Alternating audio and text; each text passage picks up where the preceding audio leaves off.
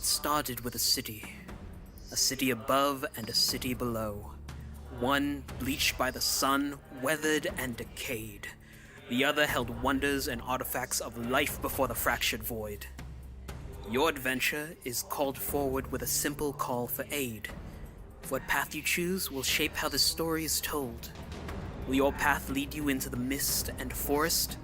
Or have you delved into the ruined city of Byway, searching for ancient artifacts and ciphers? Will you grow close to those who live in the city, or strive for power?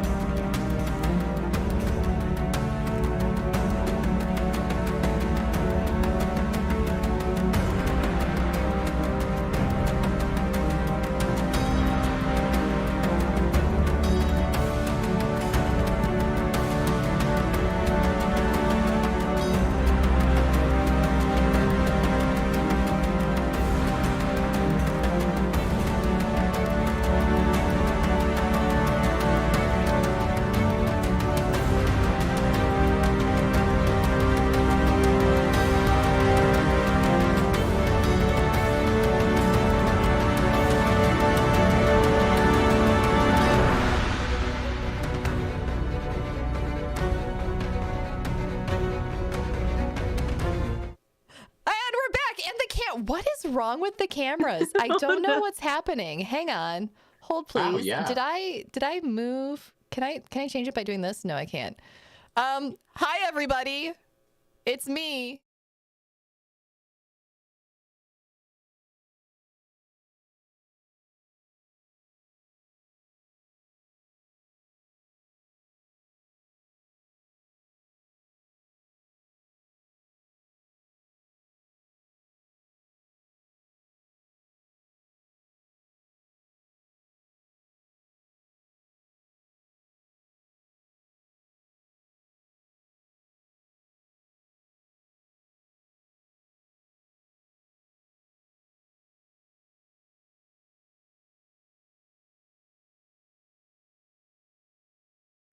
I have sound question mark. There we go. Is it working now? I don't know, Okay, Jake. yeah, we're Can good. you hear Yeah. me? Okay. Yeah. Cool. Hang on. We're going to go into studio mode real quick. Jake said we're good. Excellent. Good golly. Hi, everybody. I am hurriedly fixing cameras as fast as I can. I don't know why they jumped on me again. You're doing great.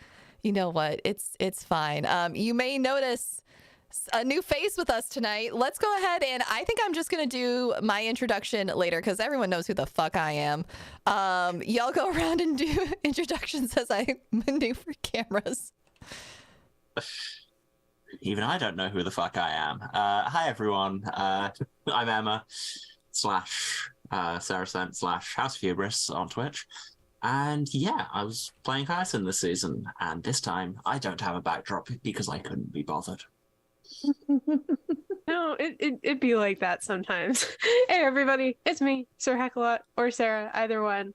And I played Veridia Croyle, the clever glint who entertains this season. And hopefully we'll see her next season. Moving on over to our guest.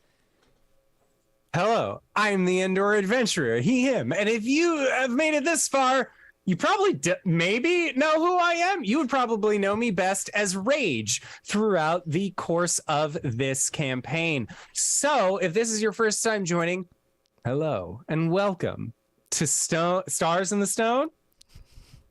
Yeah, that's the one.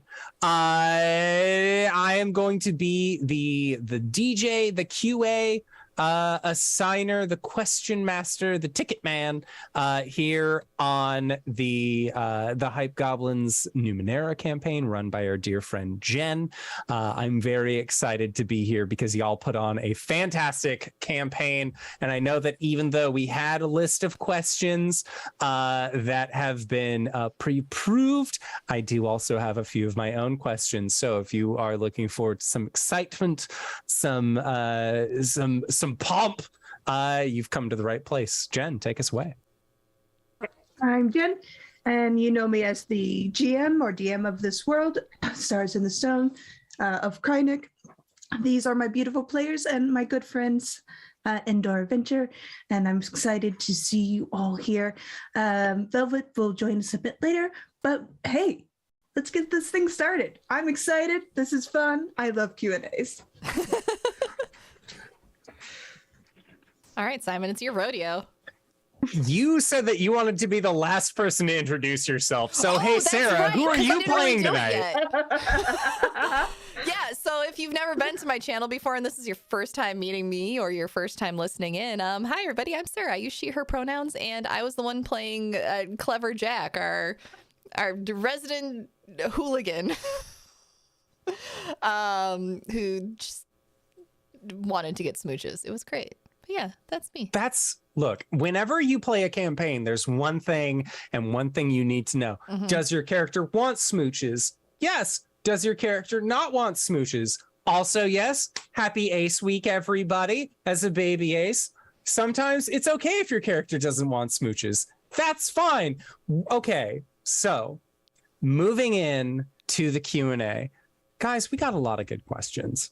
I'm gonna say this. I've been looking over them for the last couple days, ever since Jen sent them to me, as far as the questions that we knew that we were going to be asking, and that's fantastic. However, like I specified earlier, I do have some of my own questions, so I feel like that might actually be a very good means of getting into tonight's Q&A, which is kind of a combination of the two, which is I need to ask you all a very serious question, because when I was listening into the campaign, you all seemed to know what you were doing, or to some degree have an idea of how the system worked. Was this your first Numenera campaign as a whole?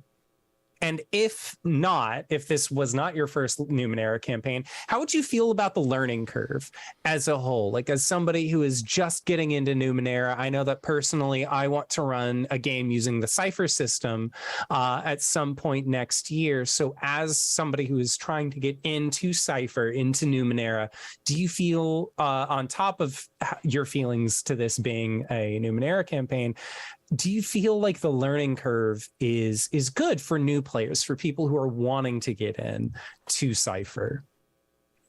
I'm just gonna go ahead and say that I still don't know how to do most of the things I'm supposed to in this game, and the only reason I understood it is because Emma was kind enough to learn all of the rules for us and walk all of us through learning this game as we went. There are still things that my little goldfish brain has not comprehended about the Cypher system, but that's just me and my own learning disability. I don't think it's harder than any other system, but no, this was my first time with a Cypher system and Numenera in general, and I really enjoyed it.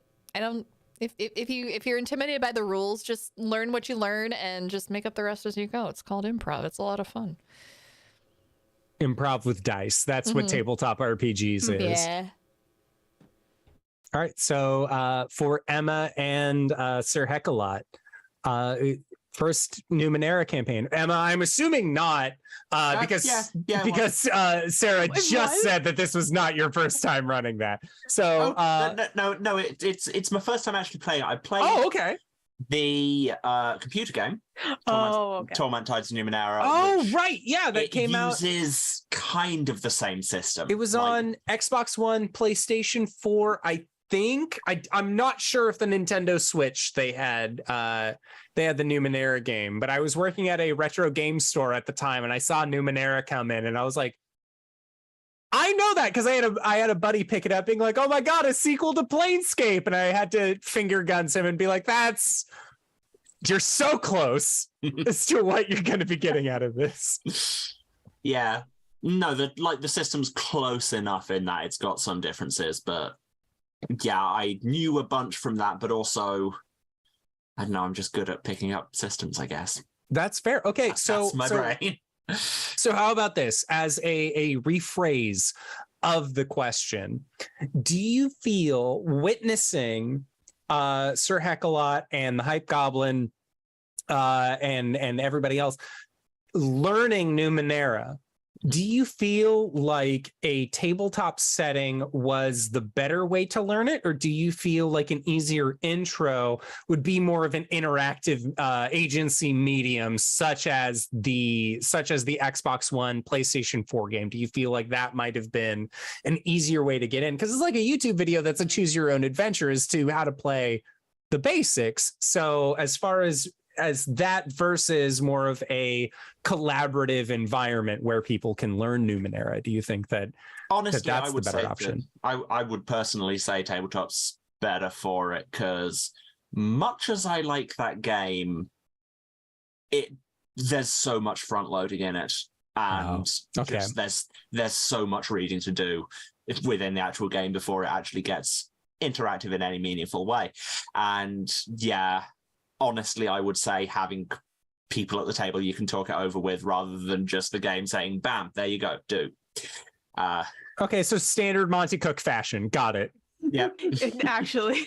Yeah, no, it's when the Invisible Sun came out, for example, it was marketed as a direct-to-table game only. There was no plans for PDFs or any kind of in-person supplement or like over Twitch, and it was only through consistent asking that the staffing of Monty Cook Games was able to convince Monty Cook to like release the PDFs of the thing that he's already making, like just put it online. And he was very like, no, it needs to be played in person. So having Numenera be much more interesting and engaging in a in-person environment makes sense versus the Zoom call.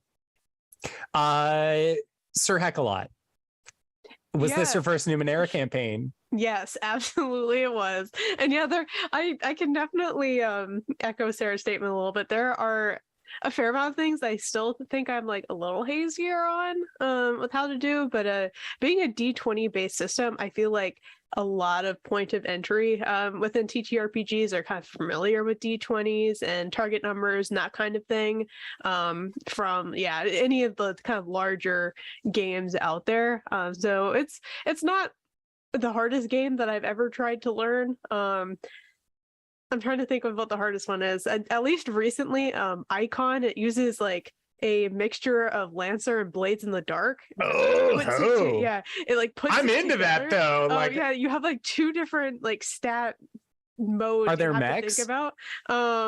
No, it's more of like a like high fantasy like anime fighter kind of thing. It's very cool. Okay, no, you lost me a little bit. I'm right back to it. Please send me like a link to where I can get this on Drive Through RPG. I want this. I'll link you that later. But in like, I feel like in learning other systems in the time between these seasons, it's actually going to be easier for me to go back to Numenera and be like to draw those skills and kind of put it together and integrate that learning. Because another thing that I'm playing right now is Through the Breach, which is a Weird West. Like you only use cards, you don't use dice. Yeah. The GM pulls the cards and determines the number, and all you really need to know is your modifier and then the target number. So it's just like, now I understand how target numbers work. And I'm like, okay, Roll20 was doing the math for me, but I didn't understand anything behind it. So now I kind of get it.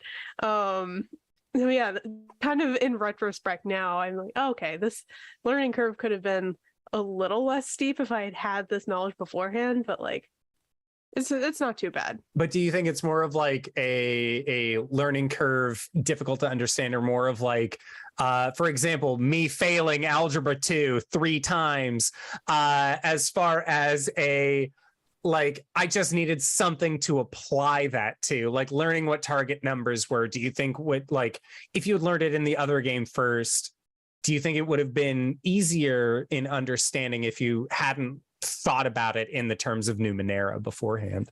A little bit, because I just think the randomization of using dice instead of like specific card values, I think it was by using those card values that like solidified that a little bit more for me. Like that might just be how my brain works. I don't really know. But yeah, it's not too difficult to learn. I think learning like on the job and like in practice with a table of people is definitely easier than just like sitting down and reading it and just having the theoretical knowledge. Oh yeah, no, for sure. But yeah. Okay. And then HypeGoblin. Sarah. First Numenera campaign. Yeah. I know you've talked about that in the Wild Beyond the Witchlight. Learning curve. Do you feel like this was a steep learning curve, like a gradual learning curve? Like Powered by the Apocalypse, for example, I feel is a very like middle of the road learning curve. You have 2d6, you're familiar with 2d6. You throw them. Is it boxcars? If the answer is no, something happens. Like, do you feel like with Numenera / Cypher system that it was a low, I'm guessing not because Monty Cook, medium maybe, or high most likely learning curve for Numenera? I feel like because I was lucky enough to have people who better understood the system than I did, like help me through it. I feel like it was medium for me. Okay. I feel like it was at the same level that D&D was when I first started learning D&D, because there's a lot of rules that go into D&D too. For me, I think a big help for me was having it all done digitally, because we weren't physically rolling dice. So I don't know what dice go where when I'm supposed to be rolling things. No, but you know what button to click, and that's the important part. Yeah, I know where to click on the sheet, and then all the math is done for me. So I'd say it was probably like medium for me. And it wasn't too bad. Okay. And Jen, you as the showrunner, the GM, the brain behind the computer, was this your first time running Numenera / playing Numenera? And how do you feel about the learning curve from a GM's perspective? This wasn't my first time playing Numenera, was my first time GMing Numenera. As from a learning perspective, I found it to be way easier to learn with people than going through a Monty Cook book, because his books aren't the best in layout. They need to hire a layout person. Yes. I swear to God, as an enjoyer of their products since 3.5 D&D, Monty, who's there? Like, we're on a first name basis now. Hi, I'm Simon. Please, please, Monty, I'm begging you. I know he's improved recently with his newer stuff when he's gotten into the horror genre. He's improved things, but I'm just like, oh, his early stuff is so poorly laid out. I would not introduce Numenera to anybody who hasn't played before or hasn't had somebody play. I would just love a reprint of the core text with a better layout. You don't have to change any of the words. Just get someone to fix the layout so we can find things easier, please. I have a question for all of you, and this can be answered simultaneously. Do you think I would be under any sort of legal scrutiny if I re-edited Monty Cook's Numenera campaign to make it legible for folk and released it under Patreon as a download only? I used fan source material the entire time. I tried to avoid, I have the core textbook in physical copy. I tried to avoid it as much as possible. I went to a fan page, and that's how I primarily got my information. So I think that you could totally do that. All right, cool. I have a friend I'm not a lawyer, but it's transformative use. I have a friend in law school. I could probably ask him. Yeah, I mean, as long as it's transformative. Yeah. Yeah. They okay. really Cool. I'm you for it. Who knows? Who knows? All right. So that was that was more of a leading question for the cast. This question is going to be more of a hopefully a thought provoker. Sadly, Jen, I am going to be waiting not to the end of this interview, but for the end of this question, because this question is, what was everyone's character inspiration when building their concepts for the game? Now, Jen, again, I want to wait for you to the end because you are the world. So it's going to be a little bit more of a lengthy answer. But in the meantime, let's go reverse order. HypeGoblin, Sarah. Character inspiration for Clever Jack. Be gay, do crime. Solid That's all inspiration. my backstory was. I had like 2 sentences for my backstory. And it was basically just, yeah, it was be gay, do crime. Incredible. Fantastic. Sir Heckalot. Well, I was looking through the, different classes in Numenera, and Glint immediately caught my eye because I feel like it's the closest to bards, and they're like my comfort class. Like if there's anything even akin to a bard of the system, I usually gravitate towards that because that's just kind of what I know the best. So I immediately kind of gravitated towards that, and then just kind of going through the different character creation parts of Monty Cook, which I really do like the character creation in this game. I love the adjective-based character creation. It's incredibly intuitive. Just with adding mechanics to just an adjective, which is can be as specific or abstract as you want. But then just kind of going through background stuff as well. I forget what exactly the statement was, but there was like one background or flaw kind of thing that caught my eye. It's like you were raised in a more like folksy kind of place, and that's what immediately drew like okay, I'm gonna come in this campaign with a southern accent. This is going to be like a very bless your heart kind of character, which was so fantastic because again we're talking about characters that are in the 9th age as you described, Jen. So it's just like howdy y'all, I'm from the backwoods, and it's like we have rat kings and sci-fi shit going on, and you're still going howdy y'all. Like what persistence is this? Look, Appalachia pre-exists dinosaurs. It'll be there after all of us are gone anyways. It's fine. That accent is eternal. Yeah, it's like, listen, someone's still got to get food on the table and farm things. So, but yeah, that was kind of my inspiration behind it, just going through the character creation. So definitely check that out if you're considering Numenera. I feel like it's incredibly intuitive compared to other system character creations that I've seen. Okay. And Emma, what was your inspiration for building your character? Honestly, whenever I start a tabletop thing, I always have this thing of I should make a spellcaster character. Wait, no, I always do those. I should do something different. And then when we were starting this one, I just kind of stopped and looked at myself and was like, no, you always say that, to the point that I don't think I've done another spellcaster character in the last decade or so, because I always think, oh, I should do something else. And suddenly, this was something else. So, like, yeah, mechanically, that was why I went with half the stuff I did. The light-based powers came from me playing a lot of One Piece Pirate Warriors 4, and Kizaru is a cool character design.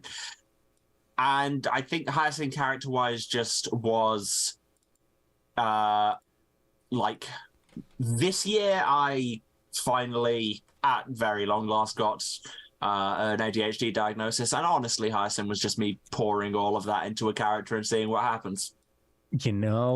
That's entirely fair. This is actually also related. A character that I played for roughly 5 years was a rogue, a tiefling rogue from levels 1 through 20 in D&D. I was the only member of our party to never die. We didn't have a cleric in our party. We didn't have a healer. It was a rogue, a ranger, and a fighter, and we made it as far as you can go. But because of that, I also have that, like, I haven't played a rogue in 4 years. But each time I see the option to play a rogue, same with you, as I don't want to play a spellcaster, I always play spellcaster. I haven't played a rogue in almost 5 years because I'm like, I've played a rogue a lot, though. Like, I don't know if I should play a rogue again.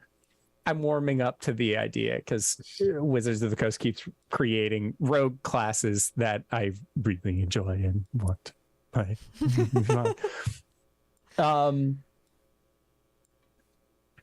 So I forgot what the second question was. That's the ADHD diagnosis. That's part of it. Oh, syncing things into your character.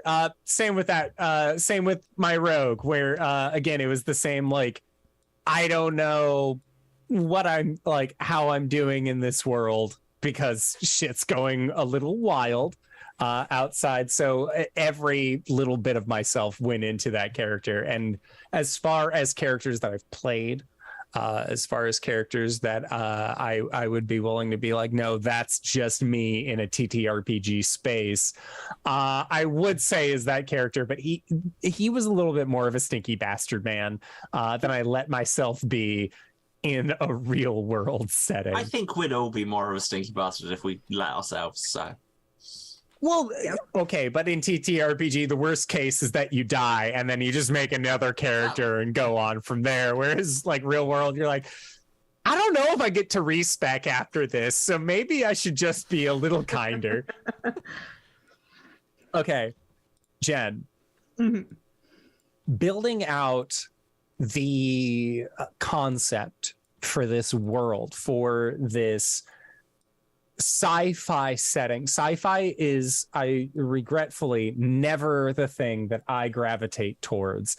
So listening to y'all's game and hearing the descriptions that you have given, not just the world setting, but also the clothes that people are wearing, the smells of when you enter a shop, all of these minute details that create a larger world. What was the overall inspiration for what you were feeling? Was it like you stuck a bunch of movies and things that you liked in a blender? Was this something that like you've been baking on since you were like 10 years old? Like, what was the inspiration for this Numenera setting?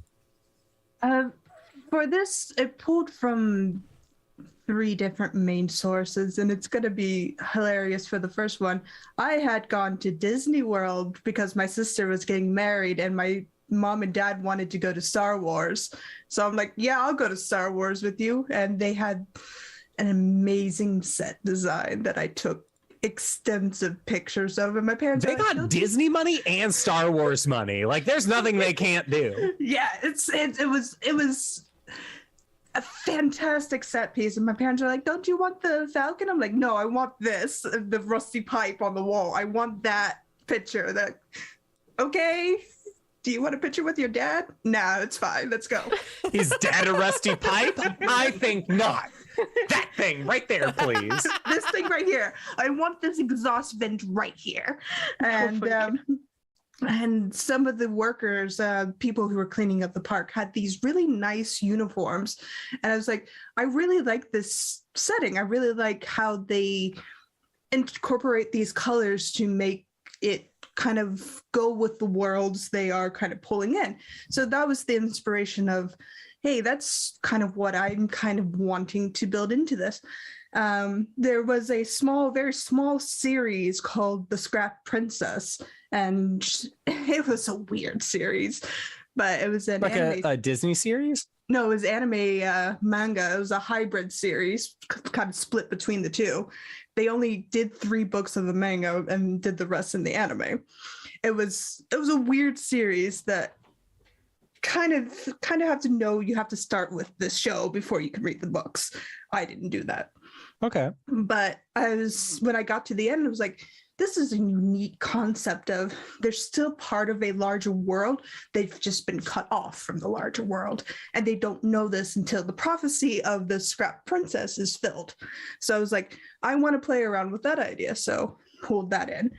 And as for smells, I'm like, the greatest advice my English teacher ever gave me was always give sensory descriptions to your worlds, to your writings. If you are building up a fantasy, what does a bog smell like in your world? Is it fresh? Is it minty? Is it stinky? Give that context so you are bringing people to that threshold so they don't have to imagine themselves outside of the world. They can imagine themselves inside of the world. And I always thought that concept was really neat So, and No, that's a so- great piece of advice. yeah, it's Like, it's I wish always I had stuck been with told me. that by like at least 4 English teachers. He was a really good English teacher, and I was always happy to be in his class. And another step further, I was inspired by Aliens. One of their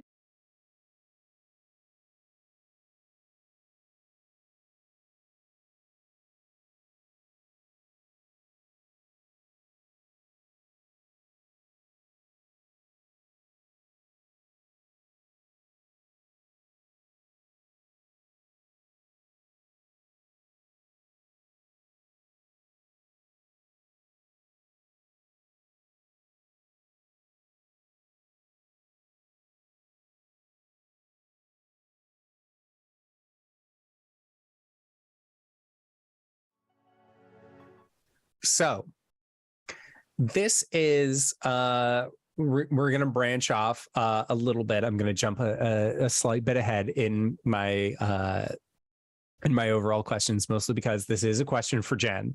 How many mice does Tamsin tolerate Jack adopting, and are we naming them? I think Tamsin would be one mouse kind of person. They're very clean cut, and they love their antiques to the point of mice are tolerated if they're in their own little space. They're wrong. Mice are sociable creatures, and you need to have at least 3 for them to be able to be happy with each other. Yeah, there's at least 12. They're all named One Mouse. It's number 1 and Mouse. The mouse is real. ONE Mouse is another one. ONE MS is another one. They're all, it's all just one mouse, and they all look very, very similar. But yeah, there's actually a lot more, and whether or not Tamsin lets me get away with that in season 2, we'll have to find out. And then to wrap it back in, Jen, what do you like most, and what do you like the least about the Numenera system / Cypher system? What I like most is its ability to world build on the fly. Like, you can put basically anything into the world, and it's factual, it's real, and you can continue to build that with your players. And that's what I really like about it. And that it's not really tied to a fantasy setting so much as it's tied to something a bit more tangible and real. I mean, fantasy can be tangible and real, but in the aspect of, I can say a computer has XYZ buttons, and people will be like, oh yeah, well, I know what that is. I'm looking at the XYZ buttons on my laptop right now. And I always thought that pulling that in and having that as a concept in Numenera was something I was drawn to. The worst aspects, probably the learning curve and book layouts. I only used half the rules that Numenera has, because they can get overly complex, and for new players, I just didn't want that. And to deal with cipher sickness, which is if you have too many ciphers on you, you'll get sick. I'm just like, nah, that's not for me, fam. Yeah. I mean, you're the GM. Make it exactly the way that you want. And if bullshit rules about collecting an artifact that's like your system is named after, like, okay, sure. I understand why they did it, because you're supposed to limit yourself to the number of ciphers you have, because they can break the game.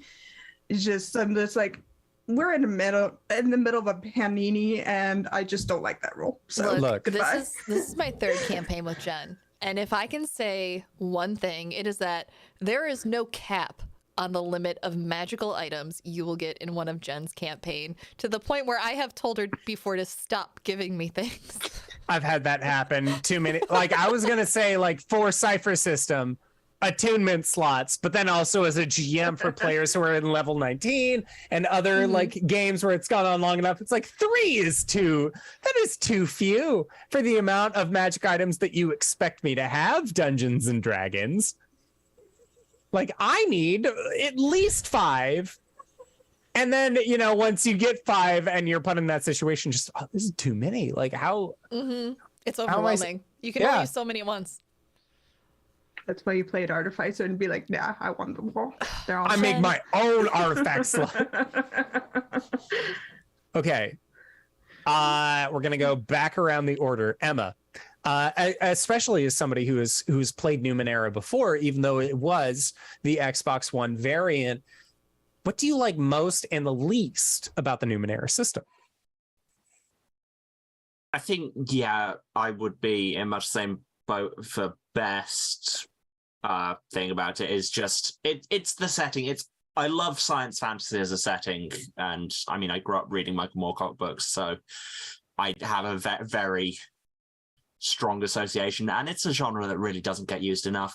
But also just the fact that it's just like, yes, this is a billion years in the future, civilizations have risen and fallen and risen and fallen, and there's all kinds of stuff left over, so basically anything can probably work. So go with it. And also just the concept of like ciphers being things that aren't like they weren't designed to do what you're using them for. You're like, this was probably meant to do a thing, but that was when it was made 20,000 years ago, and God knows the manual hasn't survived. However, if I press this bit, I can make it explode. I just think that's a really nice flavor touch. Just like all these things, none of them were designed to do what you're using them for, but... No, for sure. Yeah. So as far as something that you would say that you enjoy the least about Numenera, what would you say? Yeah, honestly, it's probably there's a lot, there's too much maths.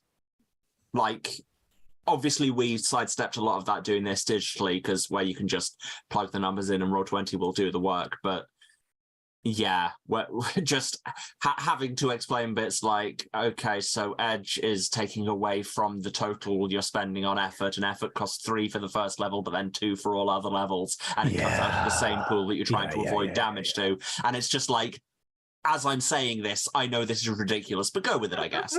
It's Yu-Gi-Oh! Rules. Yeah. Oh my god. Okay. Sir Heckalot. Same Ooh. question. What do you like most and least about Numenera?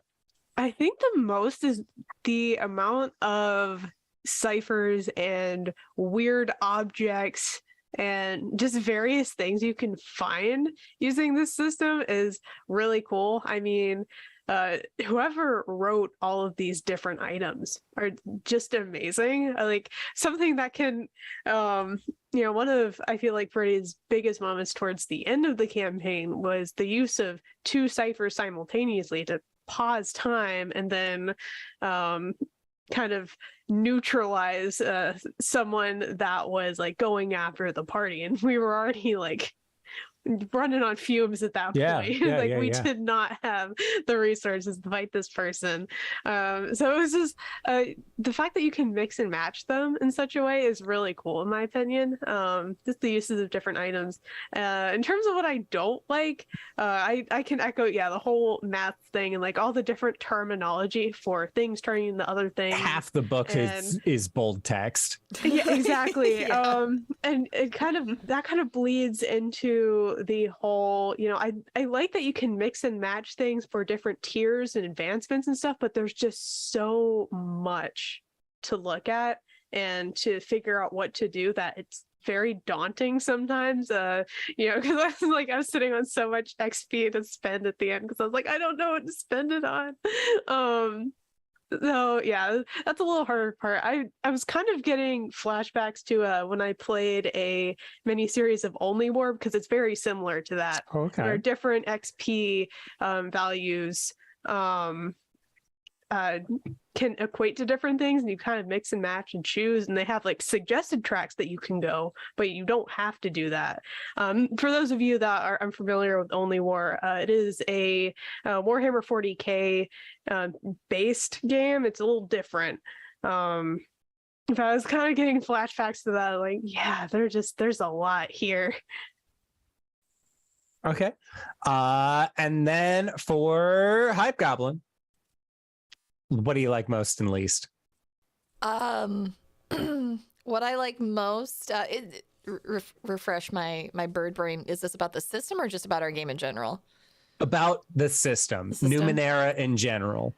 I I do like that there is so much that you can do character building wise, because there's glaives, there's nanos, and then there's jacks basically in the core.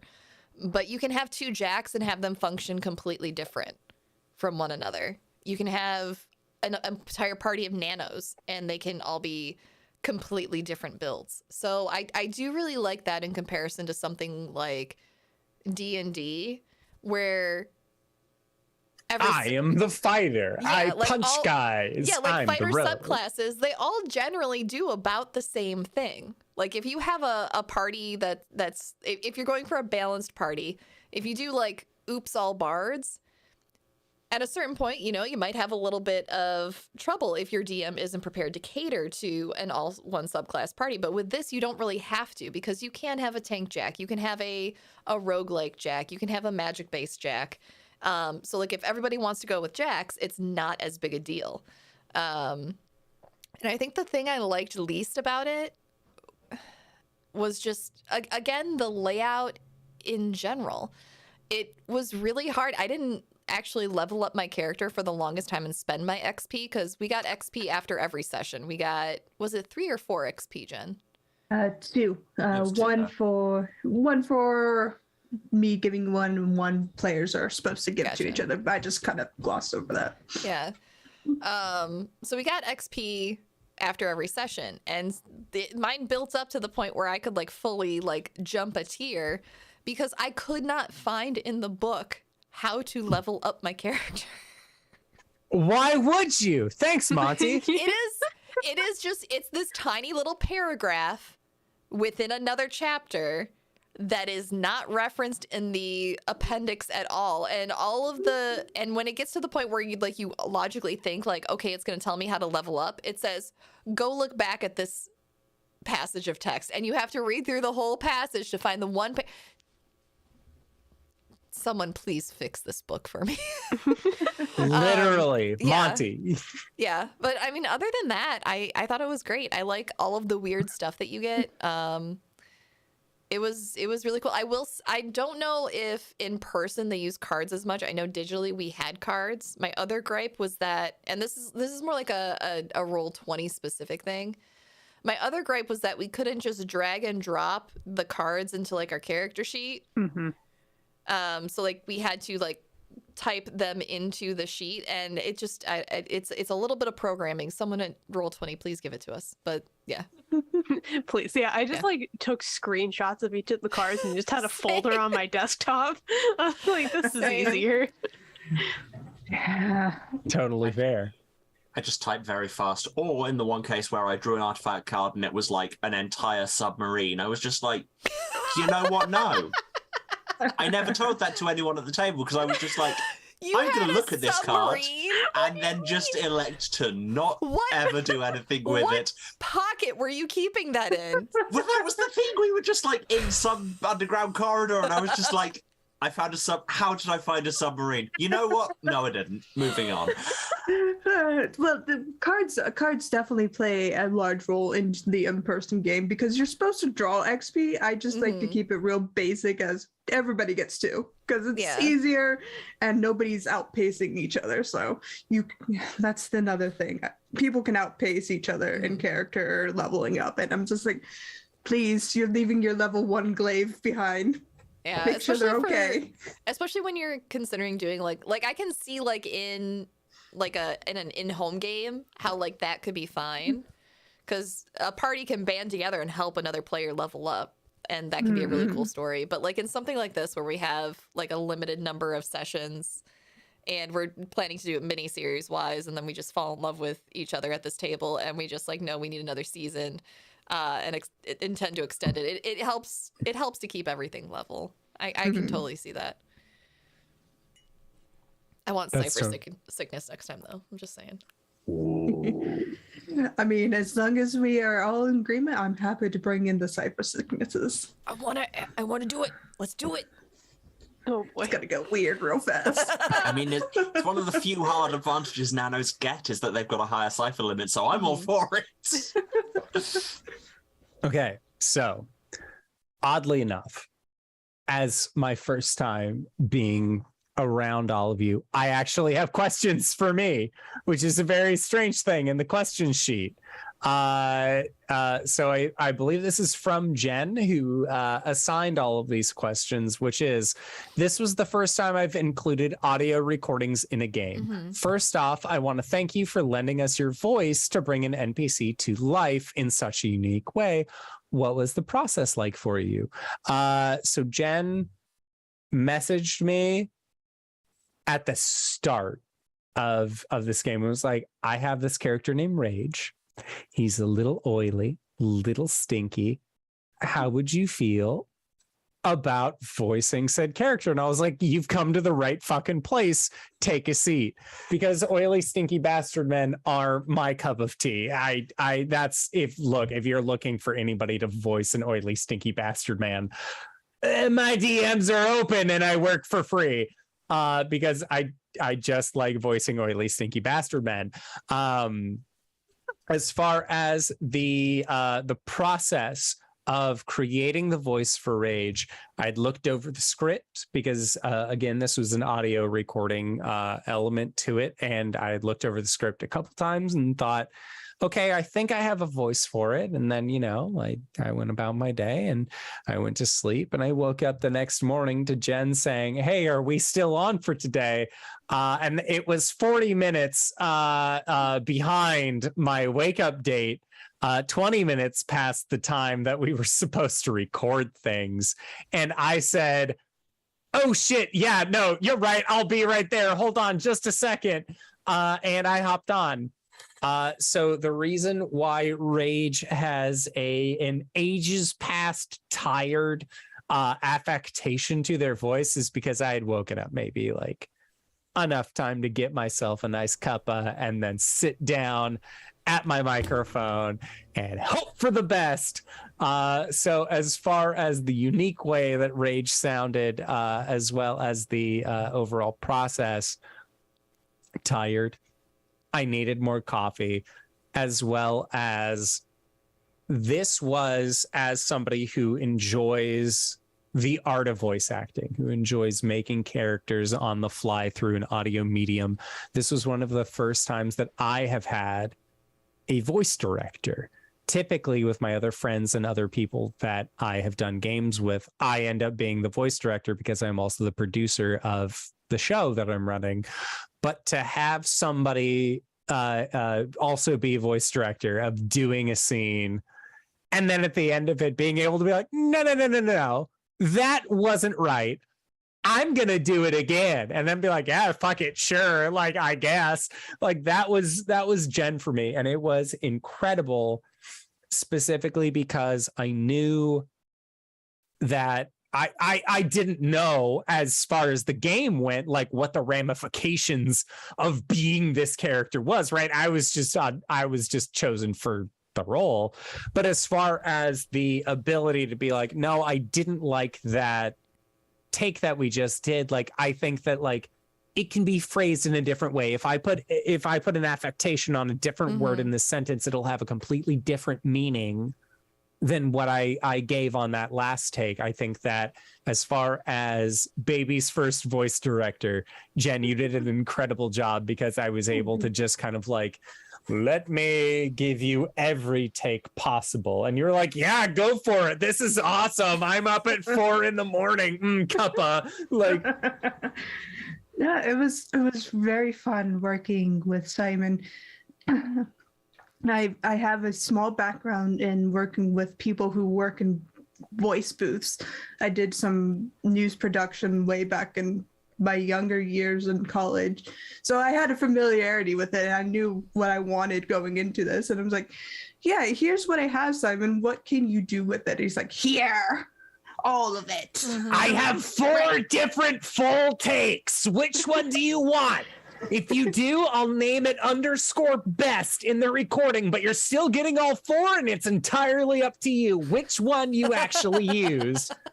You two both knocked it out of the park, because as the show's producer, Jen was like, what do you think about bringing in a guest star? And I'm like, Jen, I've already paid for the overlay and the character arc. I can't I can't bring in guests on this. And she was like, okay, what do you think about pre-recorded things? And I was like, do it. I don't know how we're going to do it, but do it. And so Jen sent me the first one, and I got to hear them all before everyone else did. And it was really, really fun for me personally to go from, I don't know how I feel about this character. Is this a bad guy? Is this someone I'm not supposed to like? And by the end of it, I was so excited for everyone to hear the final audios that you did, because we had all absolutely fallen in love with Rage. Good. Absolutely. Excellent. No, because again, like it I will admit, over the last week, I have been binging as much of this series as I possibly can. Because like as it was coming out, man, I was in the process of moving. I'm still in the process of moving. If you're watching this as a video cast, this is not what the end will look like, I promise.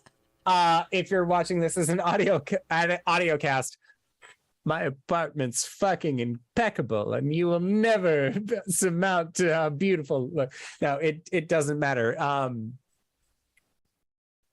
Getting the ability to be a part of this, even though I wasn't, I had not gone through and done my due diligence beforehand, I think has been very fantastic, because in the strangest way, for example, I've had access to this Q&A sheet.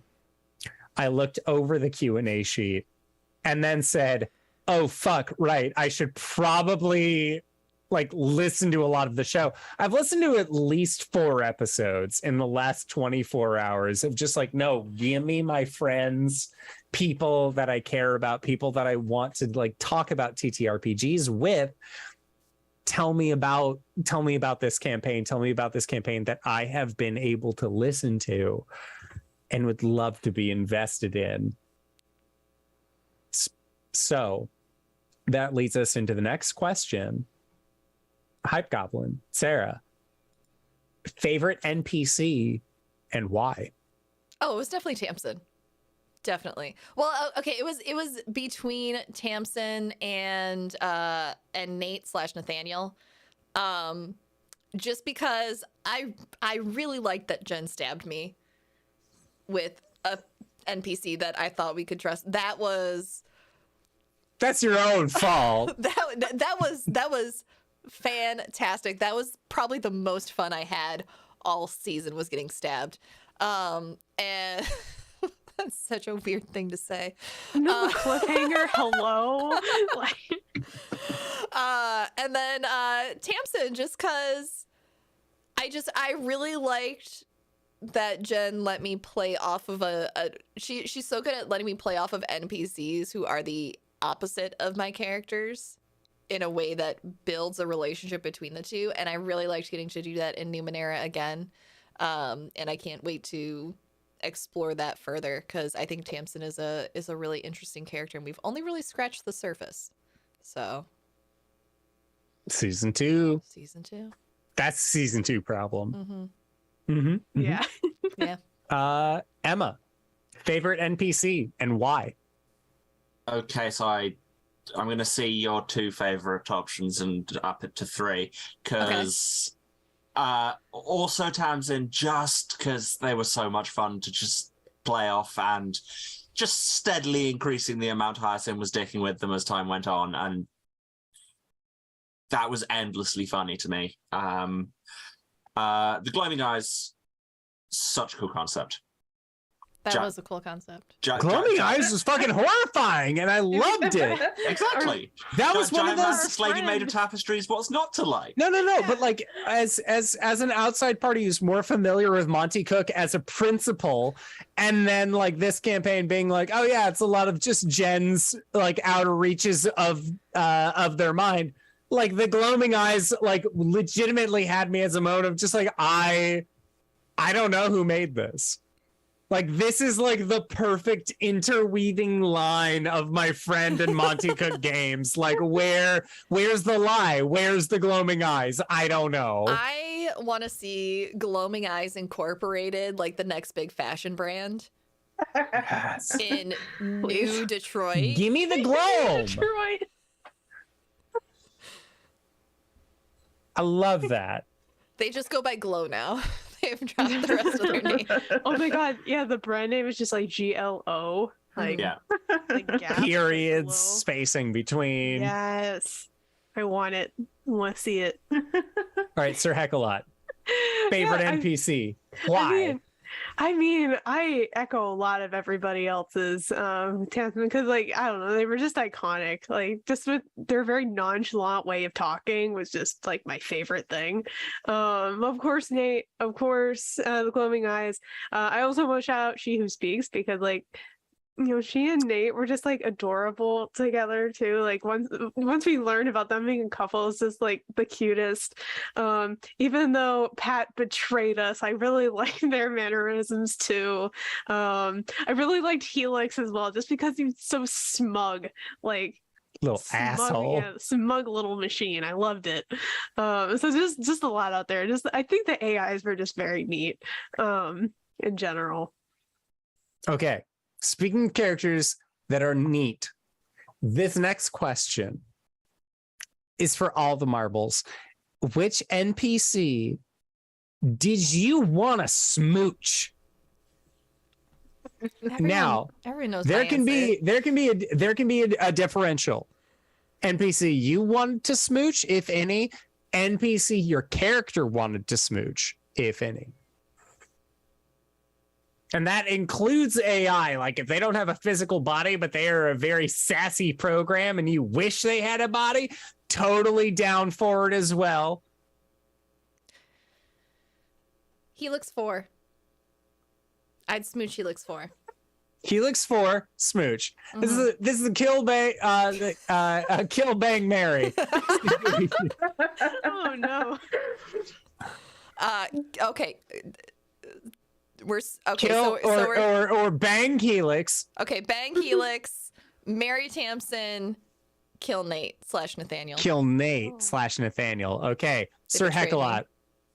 Oh no. Kill bang Mary. Oh no. Okay.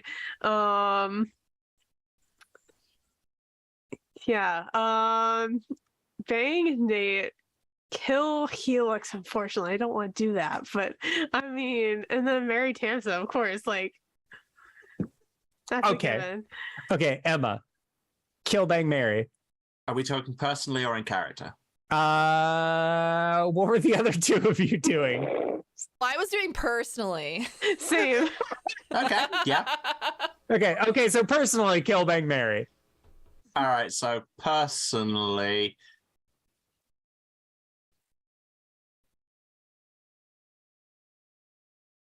kill Jean de Clisson. Oh, I forgot about Jean. Okay, I thought we were doing like same 3 NPCs. My bad. We may have been, but nobody told me that, so you're getting what you get. I don't know anymore. Marry Nate Ugh. and bang Gloaming Eyes. I will not be taking further questions at this time. I mean, Okay, that's fair. Jen, Uh, kill bang Mary. All of the NPCs and everybody else that you've made in this campaign. You can be like, yeah, bangable Bill. He's the guy who's the most bangable. Obviously, I bang him. oh, let's see. Probably would kill the Star Touch Maiden. As much as I Obviously. love Yeah. her concept, I was Yeah. like, man, she's something else. She's a Get wrecked. mindset. Yeah. And let's see, bang, probably Helix, because he's just a sassy little man and I love him. And let's see, Mary, probably either She Who Speaks or Tamsin. Those would probably Okay. be my All right. view. Okay. This is to the party. Mm-hmm. If your PC was a drink, what would they be? Oh gosh, Jack is definitely a shot of Fireball.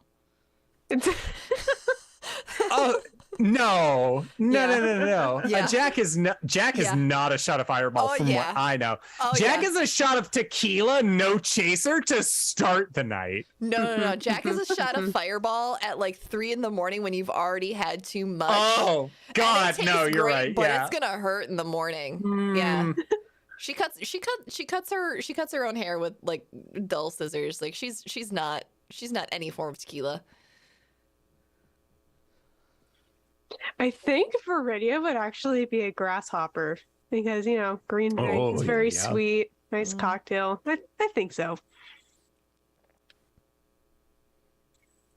A glass of vodka with a couple of caffeine pills dissolved in it, but served in a glass that's colored so it looks like it's a tequila sunrise. I hate that, and that's incredible. It's so Like crisp. my heart condition is just like tasty.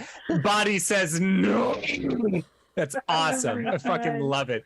Jen, I'm gonna ask for Tamison specifically. What's the drink? What's the beverage?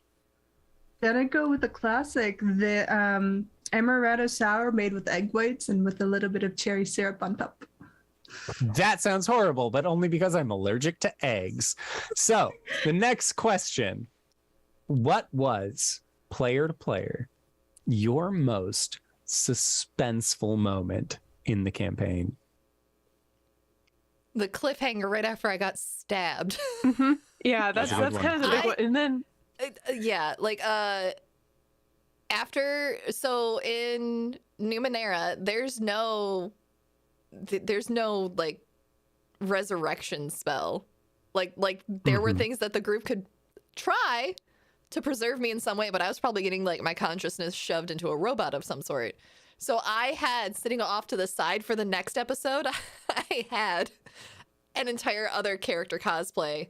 For those who have never seen me before, I do full cosplay every time I do one of these TTRPGs. I had a full wig prepped, styled, outfit change, and if Jack died, I was mentally prepared to just turn off my camera and change my clothes, and I wrote an entire new character to bring in. and then the week leading up to the next episode for that was like really suspenseful for me because I was like, I have to think about what I'm planning to do here. I have one shot at this because it was such a gamble. Like how damage works in Numenera is that like, you take damage directly to the dice pools that you are using, like your stats directly. There's no, like hit points or anything like that.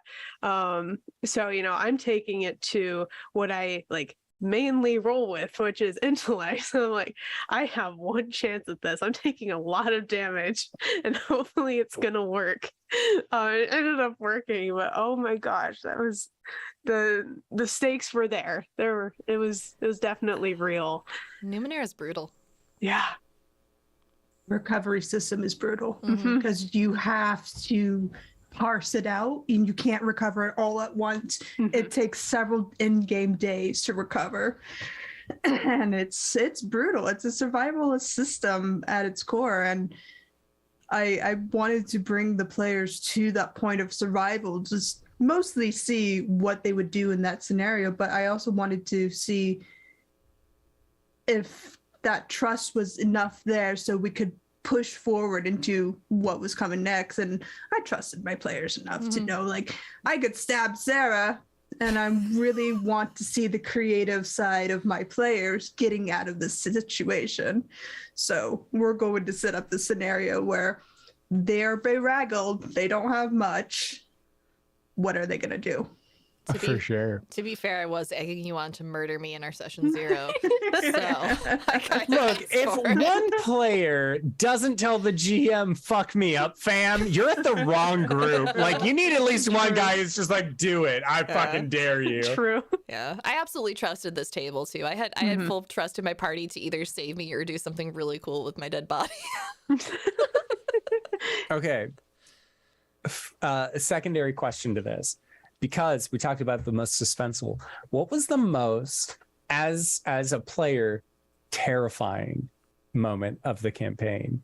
because from things that I was able to hear, there was like a fog that was going to eat folks. There were lizards. There were multiple eyes on things. Like there was a lot of things that you're like, content warning. And then 50 lines down, you finally get to the body of the thing that you're listening to. So like as players experiencing this campaign, what was the most, as a player, terrifying, or as a character terrifying? Like in case you as a player is just like, nah, I wasn't really scared. As a character, what was the most scary, terrifying interaction that you had at this table? Anything with Jean Nicolasion, man. Like, dude, the fact that we got caught in our heist to, get one of the stars, like, Boy. like, whoa. Came down to a dice roll. It really did. That's the worst part when you're at a fucking table. It's just like, God, please, no. And you're looking at 2d6, hoping that it gets the high numbers.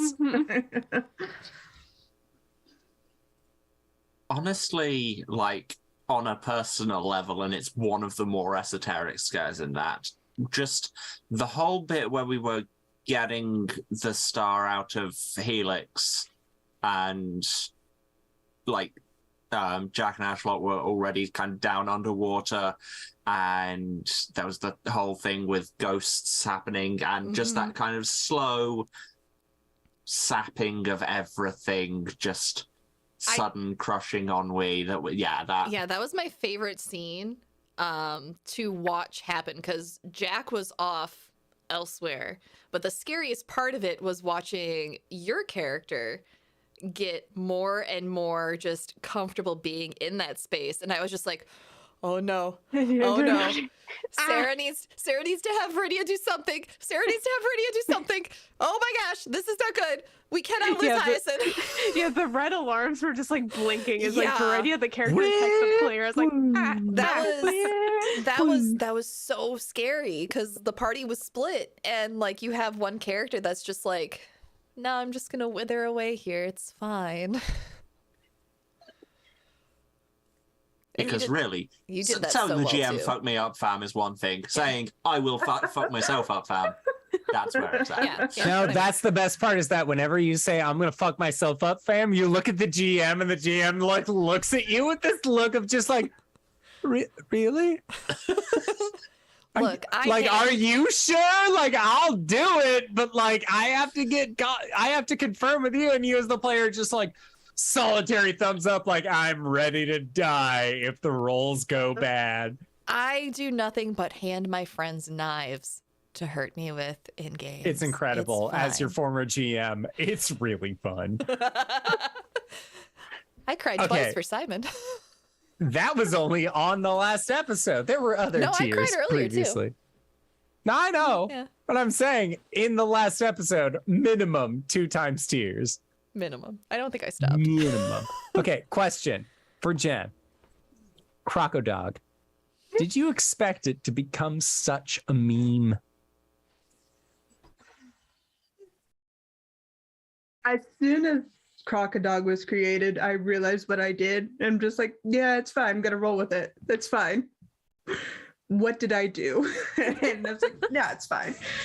And I had to keep repeating that to myself, because I know exactly what I did as soon as it happened. And I'm like, I can't stop it anymore. Jen, you are the player that I cannot have small, wild, weird things around. Because as a player, you'll point and say adopt ? But the question mark is a confirmation. Yes, you can, or no, they'll die soon. Like you, out of anybody I've ever played with, wants to adopt everything that is not directly adoptable. She's adopted 2 cockatrices in our home game. So I love that. Yeah. Just cockatrices? Just 2? No, I that's adopted the most 2 blue hideous dragons too. Yeah. In my game, Jen adopted a roper. A roper. It wasn't a roper. It was baby owl from my very first it was game. the fake stalactite that then would drop and they would take like an hour to get back to where they were if they missed. And instead, you picked it up, threw it in a bag, and said, "You're my pet now." And those things eventually evolved to become ropers. So Yep. Jen raised a roper from effectively birth.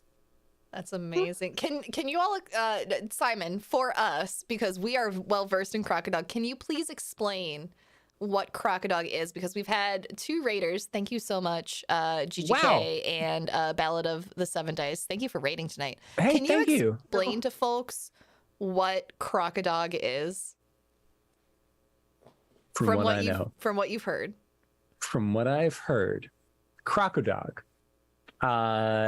is very much like the shark puppy, but with crocodile face. It is just a friend-shaped sphere that has a little bit of a tail, and then on the front, there's not really a head as much as the fat of the body extends outward and creates a face for what would be a crocodile face, to just have this little quadrupedal crocodile galumphing around. That would be my take on it.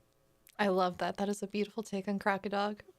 Please tell me what Crocodog actually is. I don't think I don't know. I don't think we've ever actually given it looks before. But I mean that's Okay. I thought of it as a corgi, but with crocodile skin and Features. scales. Yeah, no, just like a corgi, but it's like a crocodile corgi. Well, yeah, corgi, shark. but like with the like extended nose that needs to be, I believe it needs to go up and then turn into a doodle snoot. It needs to be a very long and extended one. It can't just be like the face extends outward, because that's the alligator. Reptiles are fucking wild. Just throwing that one out there. So, question for Simon. This is again from Jen. Thank you again for stepping into the role of Rage. You're welcome. Thoughts on being him and being part of the story, both directly and indirectly? I didn't know what I was auditioning for.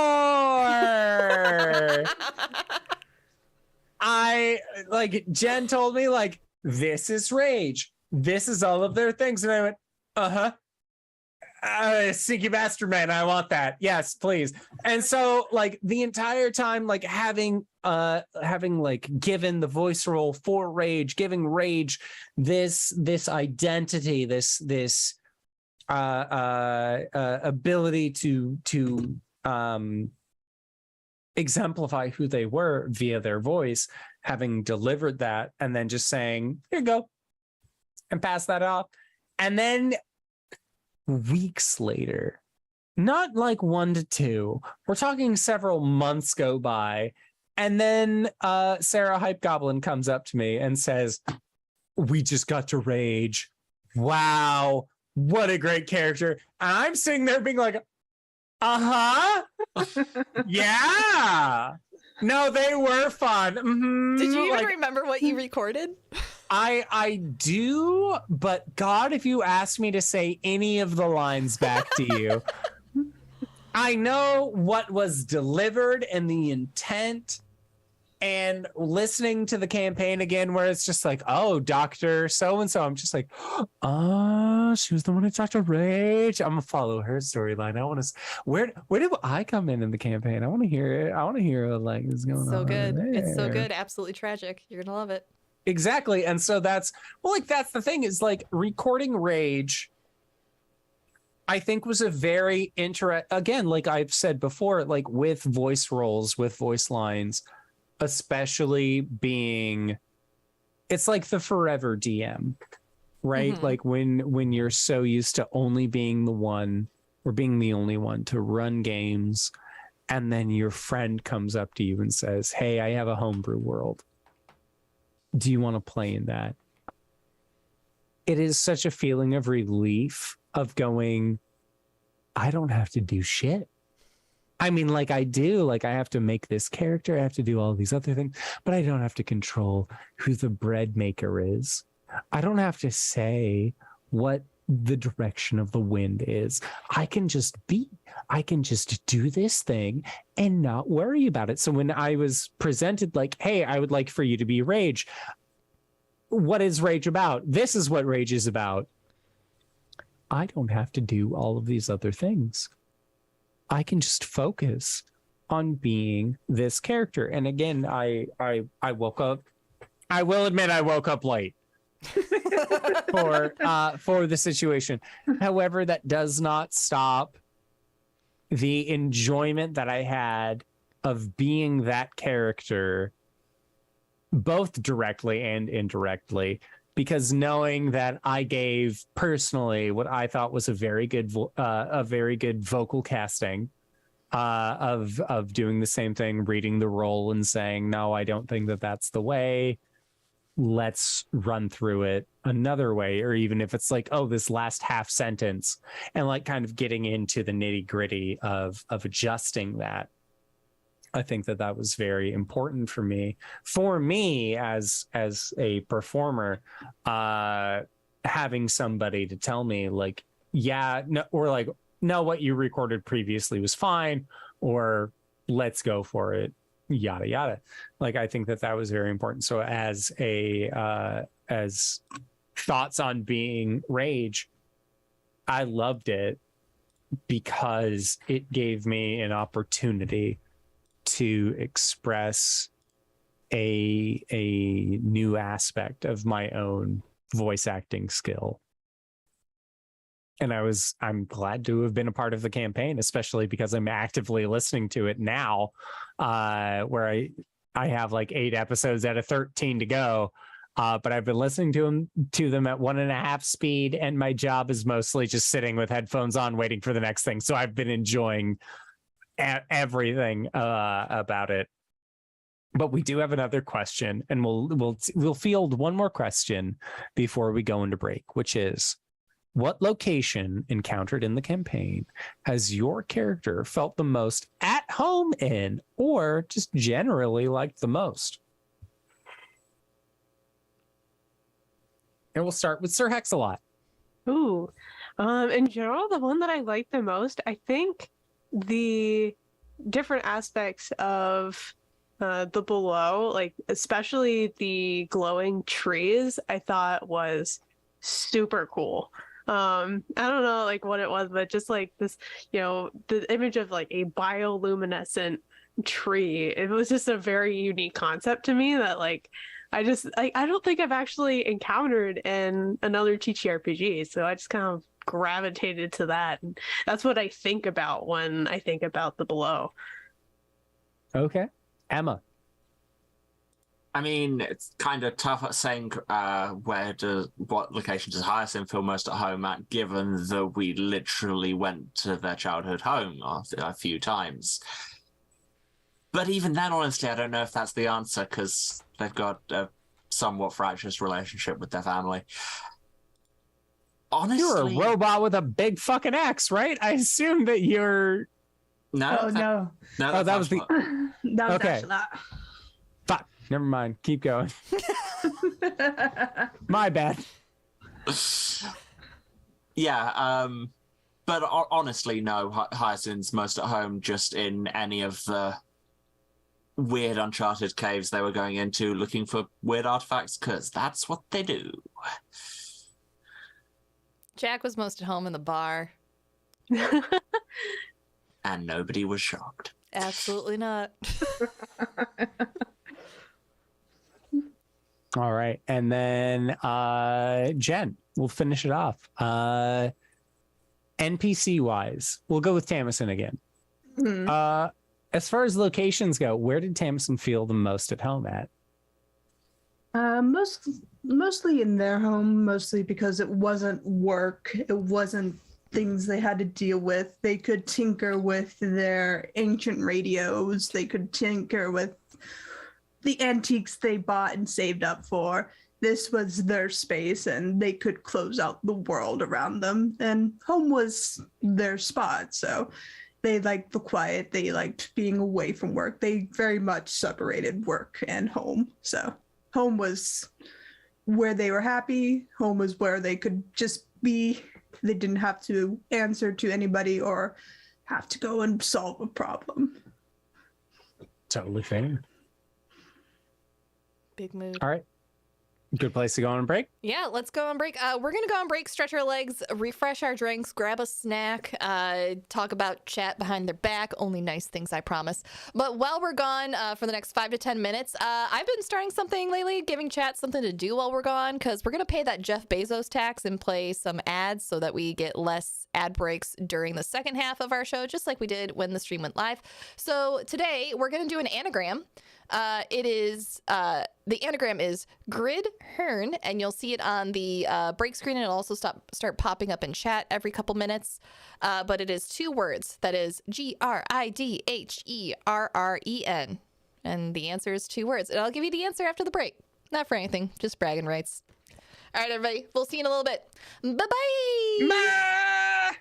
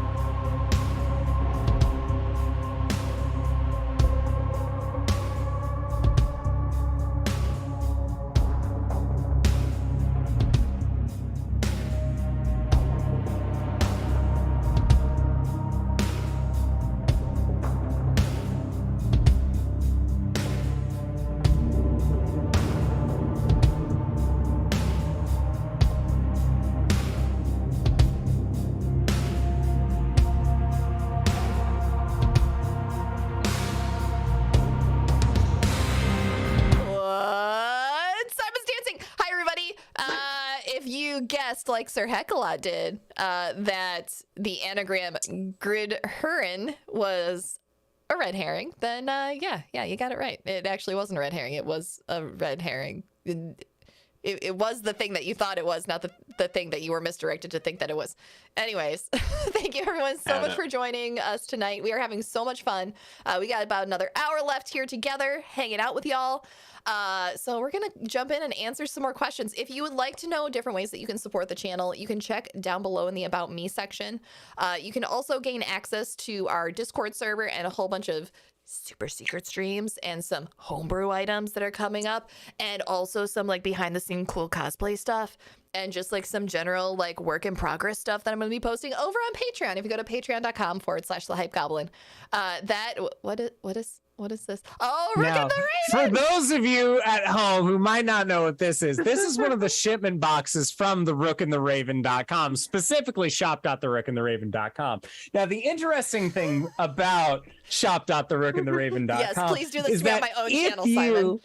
if you were to say, get some replacement papers, get some cool of the binding markers, maybe you want one of the seasonally promoted, exclusive, limited edition. I'm saying all the buzzwords for all of you at home who have the ADHD like me, who need to hear these gachapon catchphrases.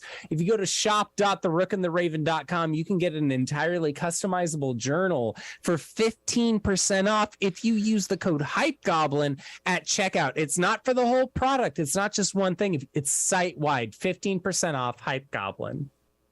You are amazing. And I will let you all know, the entire time he was my DM for Wild Beyond the Witchlight, he did this to me every single fucking session for 30 sessions. I refuse to let you have a sponsor and not promote your sponsor on stream. They're helping you and we're helping them. Thank you. I appreciate you. But anyways, Rook and the Raven, congrats in Italy. If you would like to go to rookandtheraven.com, they are currently mostly closed down, but their pre-made books are still available right now, and there will be cool merch like hoodies, sweatshirts, t-shirts, a whole bunch of the stuff that's going to be coming to their website pretty soon. So go check that out. Also, if you would like to go to weird.works, yes, that is the website, just weird.works, you can pick up the supplement and card deck that we used in this game to predict the weather in this game and just, surprise Jen a little bit, because that's fun for DMs too sometimes. Use code HYPE over there and you can get the Empress deck, which is a TTRPG themed tarot card deck for $5 off. With that, you get a fully functional 72 card tarot deck. That's not the deck, but it is a deck.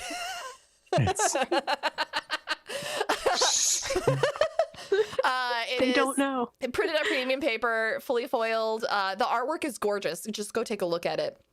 And you'll see what I mean. I want some posters of the artwork that's in this deck. But you can use it as a tarot deck.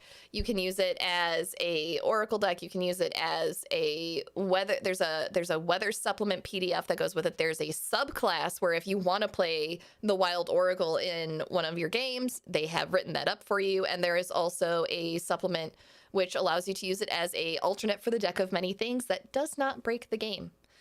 So definitely go check them out. That is weird.works and use code HYPE to get $5 off. And, just bring it back to Patreon. If you want to give Jeff Bezos the middle finger tonight, cancel your subscription. Go over to patreon.com/TheHypeGoblin and just say no to Bezos with that $3 tier that is titled Just Say No to Bezos. And you'll get access to some really cool stuff. With that, I'm going to go ahead and hand back over to Simon because I've been talking for way too long and we got another hour to get through. Let's go. Hashtag not my Bezos. Let's fucking do this. So, not Bezos. We got another question for everybody to kind of lead this in. Let me, I'm going to lead this with a personal question. And I feel like this is going to be a question for Jen, but not necessarily that Jen should answer, which is, for the rest of you, if you could attribute this story to any filmmaker's directorial style, what lens would it be through? If you could make a movie of this campaign, who do you want directing that? See, this would be so much easier if I like had knowledge of like directors' names, but I really don't. Totally valid. Like, this is a wildly on personal brand, very niche, quite pretentious answer, but Alex Cox specifically like 2003 era when he made Revenge's Tragedy would just be mwah. Okay. To reference a film no one in the world but me has seen. But now we know what that film is. I'm gonna go watch that later. Yeah, we're gonna watch Good it luck now. finding it. It's like the NBC series early edition about a man who can see the future based on a paper that's delivered to his house in the morning by a cat. I've got a DVD of it. I'll stream a watch party. I've done it before. Oh, let's do it. Do it, please. And if you join Patreon, you get access to the Discord server, so you can come watch that with us. I think for me, I have two. Okay. Edge of my first seat. one? Let's go. The first one is Guillermo del Toro, Same. because I want to see what they do with the glowing eyes. Oh my god, yes. Yeah. My second one is James Cameron, because then Jack would finally get her explosives.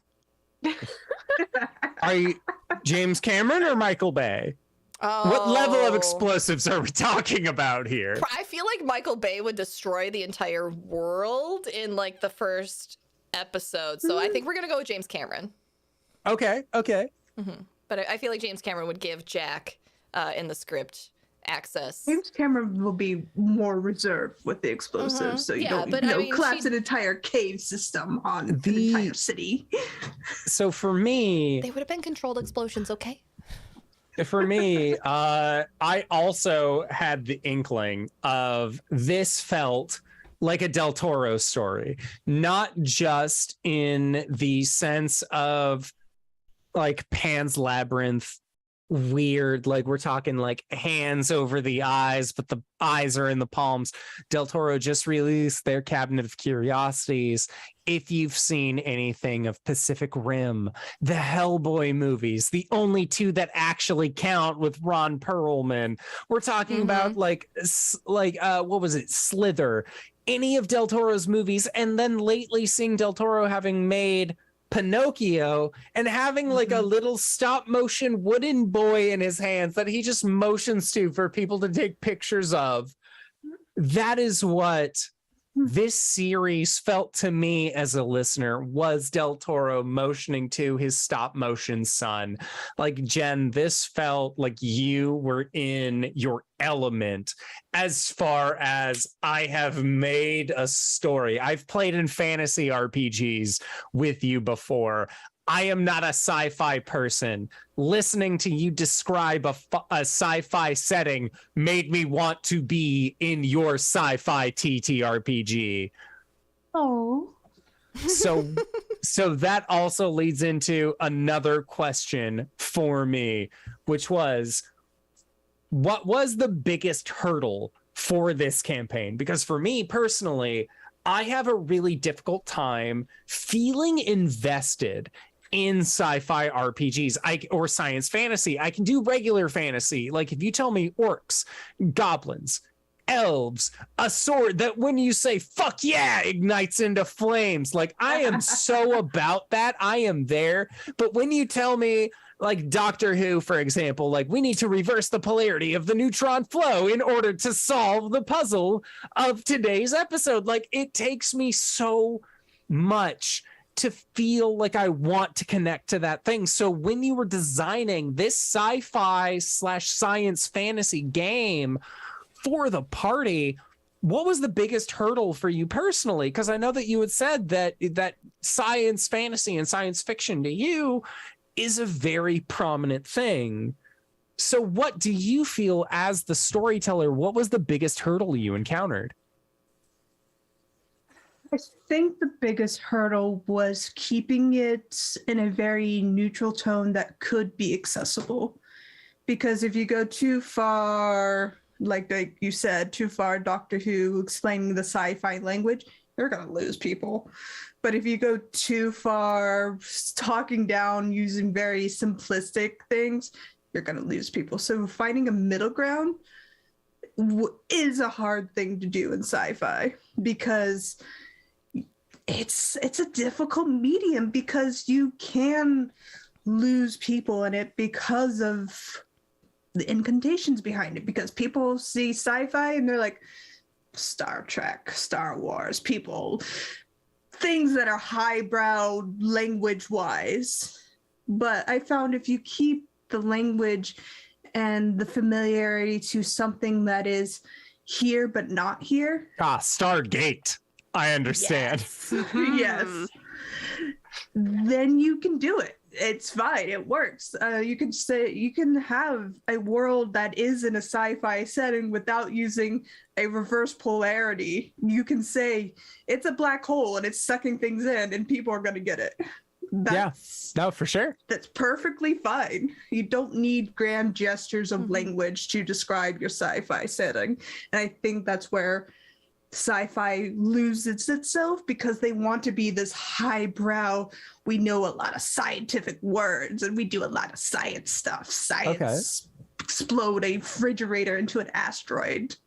No, just there's steam coming out of a cool looking solar punk vent. That's all you need to know. That's fair. Exactly. If I could interject a little bit. Yeah. Because something that Jen did very well is introducing mystery to it. It's like in any sci-fi setting, you really want the characters to try to be figuring out things, constantly be learning. So like instead of, it's like you reverse the polarity or hyperpolarize this this neuron or whatever. Just say the word crypto enough and people will be like, throw money at it, obviously. Instead of doing that, it's like, okay, we're trying to find the answer, which might be that at the very end, but we don't know. Like, we didn't really know what we were going to find by the end of this, which is like, I think what kept people coming back, if they were, because they also want to figure out, okay, what are they going to find at the end? Or what are they even going to find by the end of this episode? Because we have the pieces, but we don't know what that final picture is going to look like until later. So setting that up was something that Jen did very well throughout the entire series. And I think setting it up in a way that, because there's a lot of ways that you can present a mystery to people, which essentially is what science fiction mostly is. It's a long-term mystery. You have a problem that you're trying to solve, and to keep that grounded in reality and to tell it in a way where every single time we get a clue, we change our minds. Because there were times where we were all talking about theories after this, and the next session would come and we'd get another piece of the puzzle and we'd go, oh, that wasn't right. And everyone would have to it wasn't anything that we could predict, and that's why I think it was so great and it was so wonderful how she told this story for us.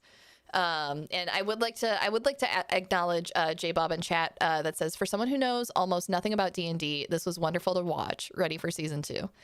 That's my partner, and this is honestly, out of all of the TTRPGs I've done, this is the first one that he has been fully invested in. So I think that says a lot, that someone who is not super invested in TTRPGs could listen to this story and enjoy it. No, for sure. Yeah. I was going to extend that to the players as well. Biggest hurdle personally for this campaign, whether it was the distinction between sci-fi and fantasy, whether it was learning the game system, getting into the right headspace, costuming, whatever, like what was the biggest hurdle as far as being prepared to play in this game? I mean, I definitely had to spend the extra time, getting into the sci-fi headspace specifically, because that's just, it's as much as it's a genre that I sometimes watch, like I don't really play in a lot of sci-fi things. It's not like specifically a genre that I seek out. But this sounded really cool, so I applied, and now I'm here. But glad to have you. Yeah, I mean, I think it was mostly, it just took a little extra time to get into the headspace, but once we were going, it was like that. Yeah, this table clicked really fast, I think. For me, I think the biggest challenge was not relying on the things that I'm used to having in other systems, not relying to getting all of my health back on a long rest, having having damage deal an immediate impact to how I'm rolling. That was the biggest hurdle for me to think about, because while I am playing this character who is very unprepared, and does not think many things through, although she talks a big game. Me as someone who does over prepare for everything. It was a bit of a challenge to not have those safety nets really with the system.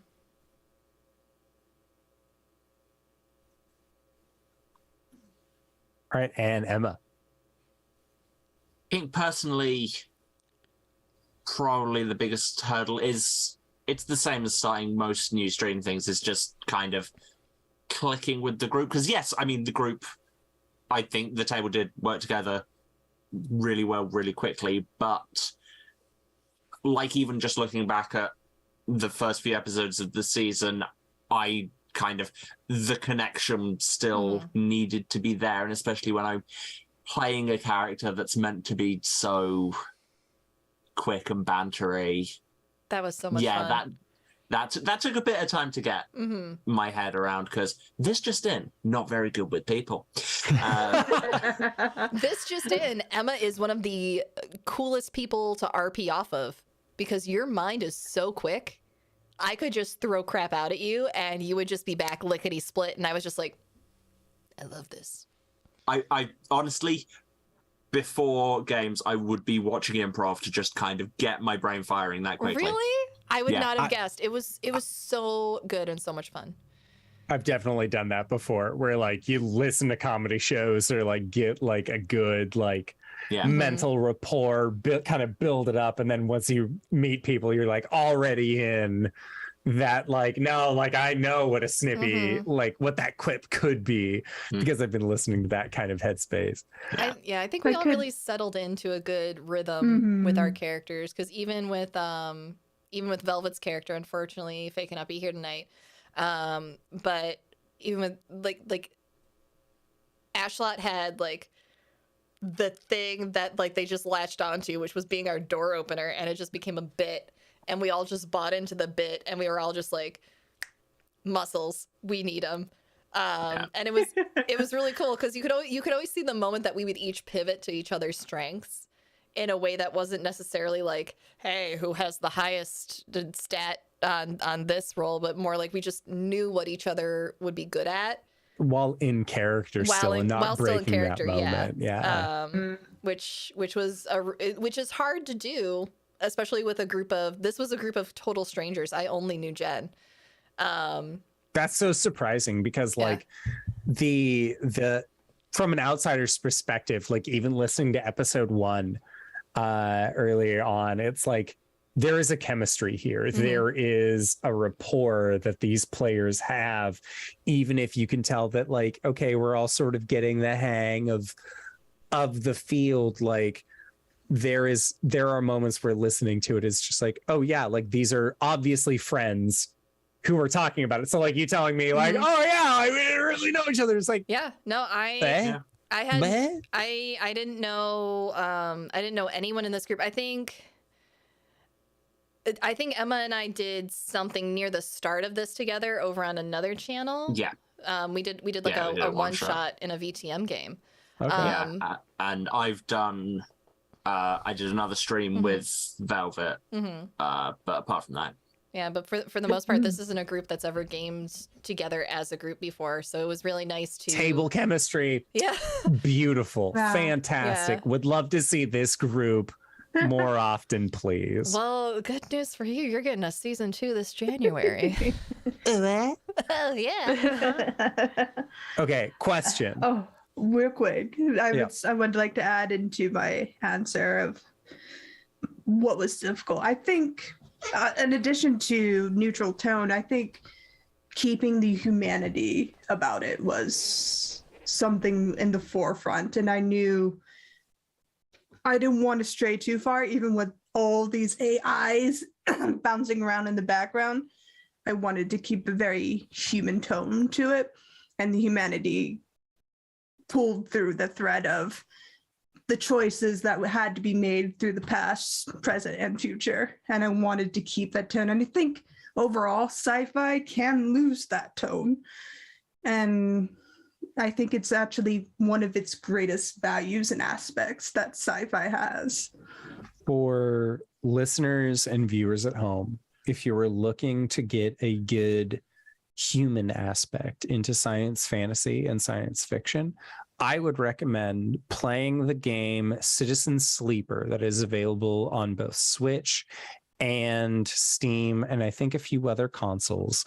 It is a very Philip K. Dick Do Androids Dream of Electric Sheep / Blade Runner style science fiction game, but it presents a very human aspect in a way that I think comes through very much in this specific actual play. So if you are waiting and want more of this style actual play, and you can't wait till January 23rd or January 2023, check out Citizen Sleeper. It also uses a dice system in a very unique and wonderful way. I think that is something that you all might get a kick out of, as a heads up. So next question that I have is, if your character wasn't whatever class you ended up being, what would you have been instead?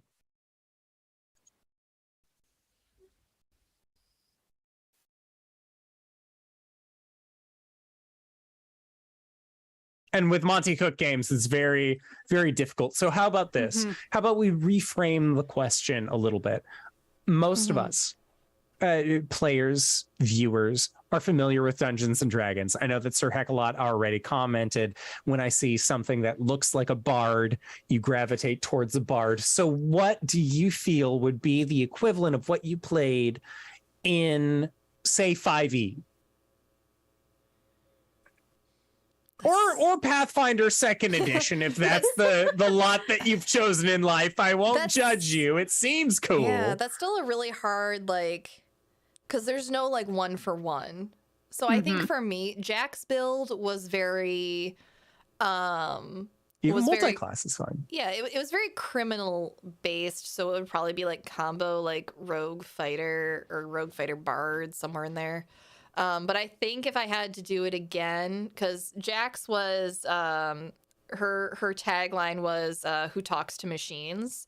I think if I had to do it again, I would have taken a tagline that would have given her more espionage type qualities and put her more into that rogue stealth operative point, because I think that would have been really helpful for us. I'm glad she didn't have it, because I really like failing in games. But I think I would have leaned more into those, because talks to machines, those abilities there wasn't much room to use those abilities. I did occasionally, but for the most part, they weren't things that I could use. Yeah. Yeah, I mean, Hyacinth was pretty straight down the line sorcerer with a couple of levels in rogue. Yeah, I mean, like I said before, Viridia is pretty close to a bard who entertains. I forget exactly what the tag does, but it's very close to inspiration. I remember that. It helps other party members, except for the exception of one member. He had to pick one that I couldn't do anything for, which I thought was interesting. So it's bardic inspiration, kind of, except for that, for everybody else, basically. That one party member likes country and you like rock and roll. It's okay. You meet together over Dylan. It's fine. Exactly. So yeah, probably something in there with, I don't know, the lightning sword. It was another common weapon that she used. So maybe put a little bit of Eldritch Knight or something in there too, something like that. Okay. In character, what is the biggest mistake that your character has ever made?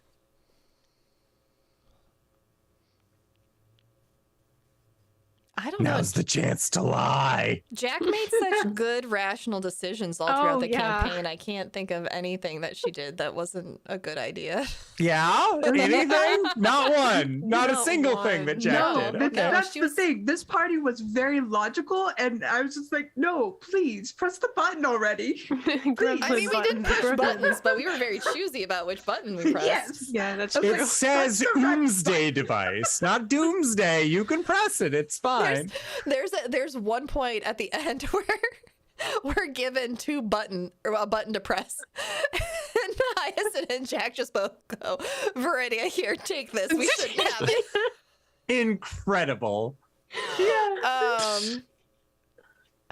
No, this party was very good at just staying on task. I'm like, no, you can press the red button. It's okay. Please press the red button. Don't you see how red and shiny and pressable it is? See, but like also I'm one of the gamers that's just like if you're given a resource, it's like, oh, so I never use it. Yeah. No. Oh, I have RPGs to use against the boss battle in Resident Evil. Yeah. I'm never Or going to touch never this. using it. Yeah. Yeah, they So never I'm one of used those the EMP. people. They never used the EMP against the Star Touch meeting. Like, okay, that's So fine. what you're saying is, season 2, we've still got some EMPs. Yeah, No, you still it's- have. Yeah, exactly. That's the thing is like as an AI, that's the nuclear option. Like if you're not gonna fucking talk to me, I guess no one needs to talk to you. Shrug shoulders. Like there are paths that would lead to you using something like an EMP, but none of them really get you where you need to go. But it's a good deterrent to prevent the NPC from not going in a beneficial way. That reminds me, I think there is one decision I would make different for Jack is I would not. It was very funny. It was a great scene Great and RP. encounter and outcome, but the thinking that she could try and hack a high level AI. Yeah. I probably in hindsight would not do that as a player, but that is such a Jack thing to do. But I think that is a decision that I would change in hindsight because that was the a bit messy. consequences you have made.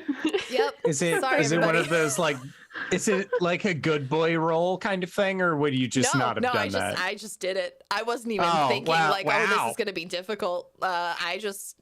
My little goldfish brain said, "Oh yeah, sure, this is no problem. I've been rolling great today." We're Rolled- golden gods. Yeah, My yeah. risk was calculated, but boy, am I bad at math. Yeah. Math. I'm for- too gay for math.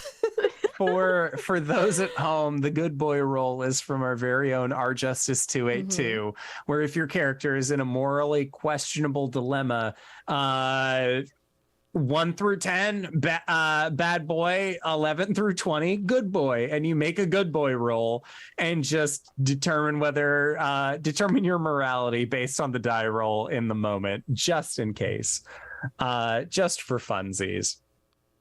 But speaking of just for funsies, what currently is your character the most curious about? Because we're leading into a season 2, we got extra shit going on. What's that extra shit that's like really driving your character moving forward? I mean, there's still that entire world that we have left behind us, and we don't really know what's gonna become of it now that we're not there. So hopefully we get to learn about that. Yeah, I mean, as a player, I kind of agree. Hyacinth could not give a single shit about that at this point. Like, yes, there's a world we left behind, but that's behind us. I can't say it doesn't exist. There's this world we are in that has loads of cool things I haven't discovered / researched / stolen yet. And I love that for them. I feel like Hyacinth is the one in the group who just like was like, deuces, I'm going on an extra long vacation and we just got like postcards every couple of weeks. Oh yeah. Yeah. Oh yeah. I think, well, first of all, Jack joined the what are they called? The Sisters of the Watch. So but I think Jack is interested in finding ways to just like subvert the system. And that's just the kind of character I played, who thought, oh yeah, I could go and case a museum and steal some stuff because I'm gonna be going through it on a date with a cop. Like, no one's gonna suspect A me. cab includes Right? a boyfriend. Right? And it now includes my character. Oh, she's gonna be so much trouble. I can't wait. Going to be. Going to be. Agree with Emma. Going to be. She's gonna get those explosive season 2. I can just feel it. I can feel it. Okay. Jed's face. I mean, the city that came crashing into the world right at the end. Yeah, maybe. This one goes for Jen. Where did the story inspiration come from for this game? Mostly a combination of just wanting to explore the concepts of duality, of how things could be, how things should be, and exploring the neutral tone of choice. Okay. And it's not always black and white. And I wanted to see that morality kind of put forward. And having the choice of these two AIs kind of opposed to each other, but have both very good points of preservation and freedom, survival and a need to grow. And neither one of them were wrong, neither one of them were right. They just did what they needed to do. And I wanted to explore, well, this is about the player's story. These two AIs are presenting a choice to the players. How will it play out? So I wanted to create that morally gray neutrality story and see which way it would go, more or less. As somebody who has been not only a player in your games, but has also had you as a player as well as a table mate playing alongside of you, that aspect of duality seems like it's very prevalent in a lot of the stories and campaigns that you are looking to tell. If you were comfortable with it, what would be like the first instance of a story that kind of had that overall tone that you remember kind of looking at and saying, I want to base a story that I'm doing off of what's being presented here? Beauty and the Beast would be the most earliest memory of that tone of duality. Seeing a monster on surface level only to realize there's something deeper beneath that, and realizing the monster might look like you or me is something I've always enjoyed in storytelling because it's such a unique concept. And having that presented forward, or having that story thread through, what I like to tell is not everything is supposed to be as it seems. The monster might just be a friend, or your best friend might stab you in the gut because they have ulterior motives. And I always like to present stories as, why should it be the norm that these black and white concepts can't be presented in a different way? Like, I want the monster to be good. I want the things that are normal to be presented as bad, to break up that concept of normalcy, what we see in typical stories. Because it's far more interesting to myself as a storyteller to be like, this great dragon is horrible, nasty looking, but they have history, they have stories. They can present these things to you.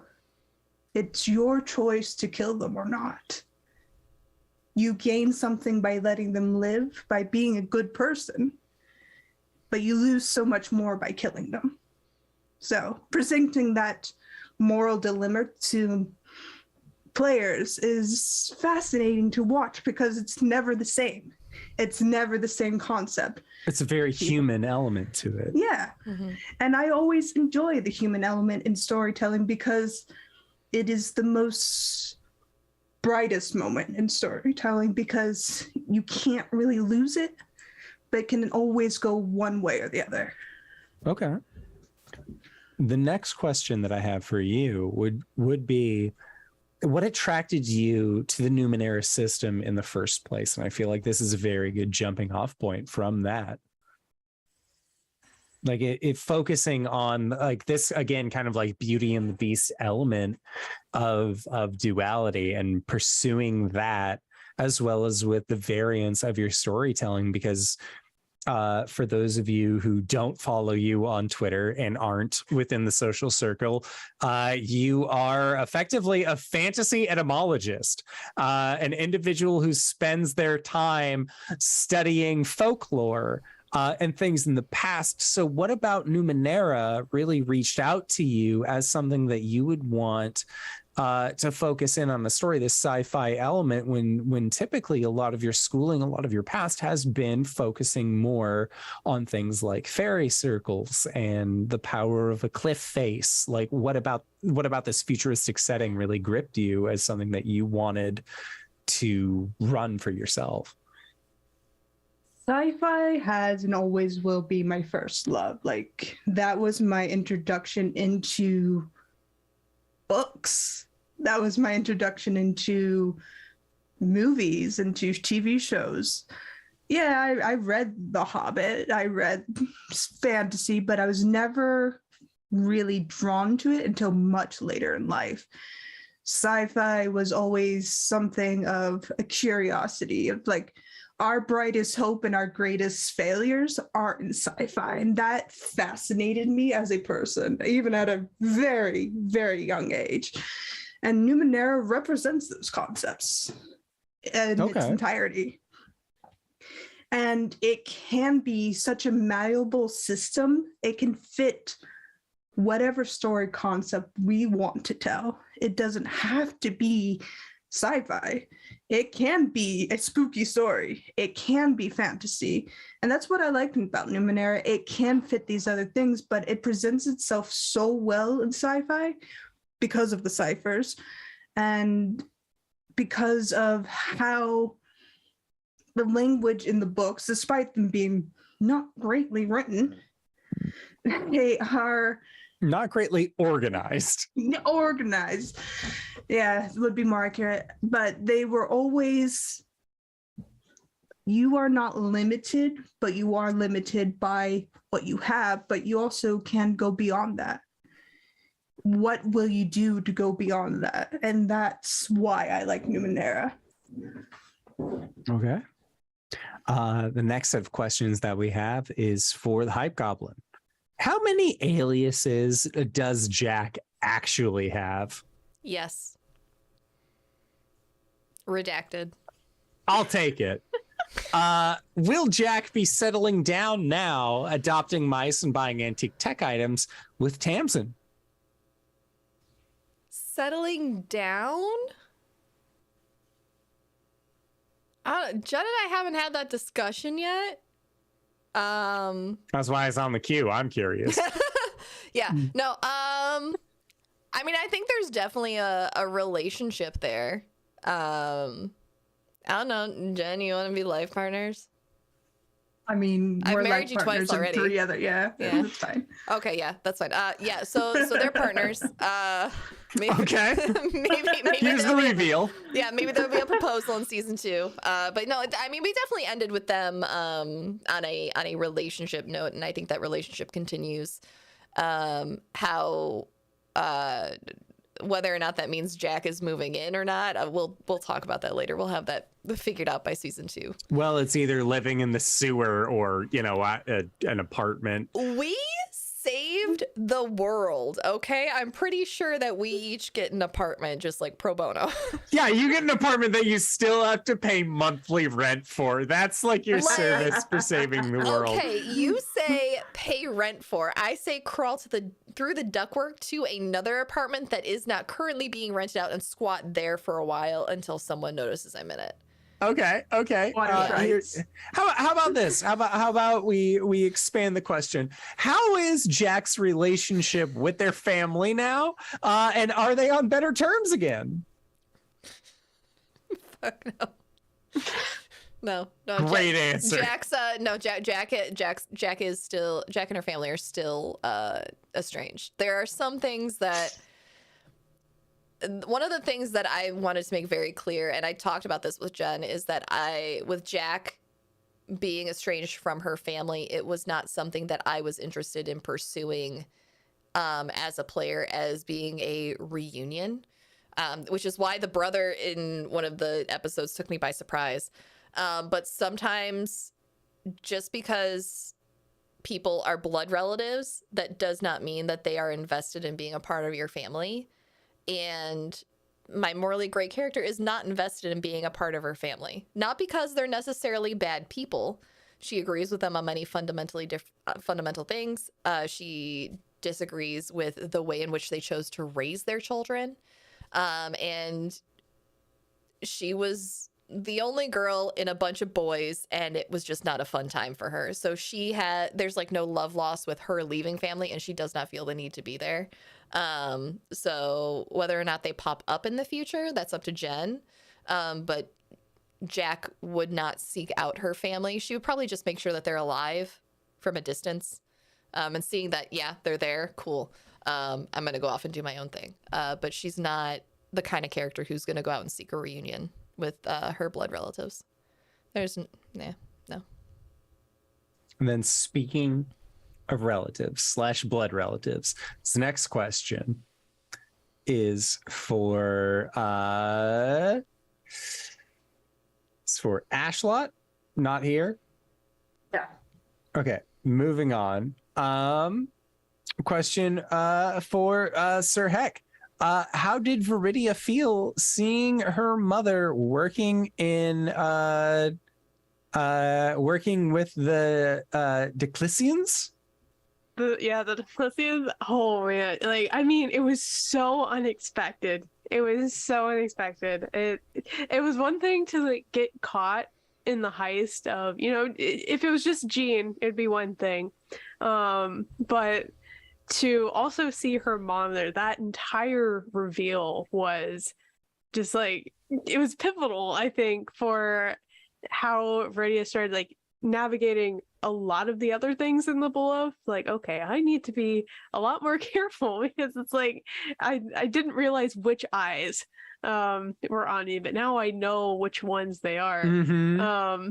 So yeah, it was pretty emotional for her, because like that's the thing, she thought that her family was like very upstanding, not really like a feared mafia-esque family.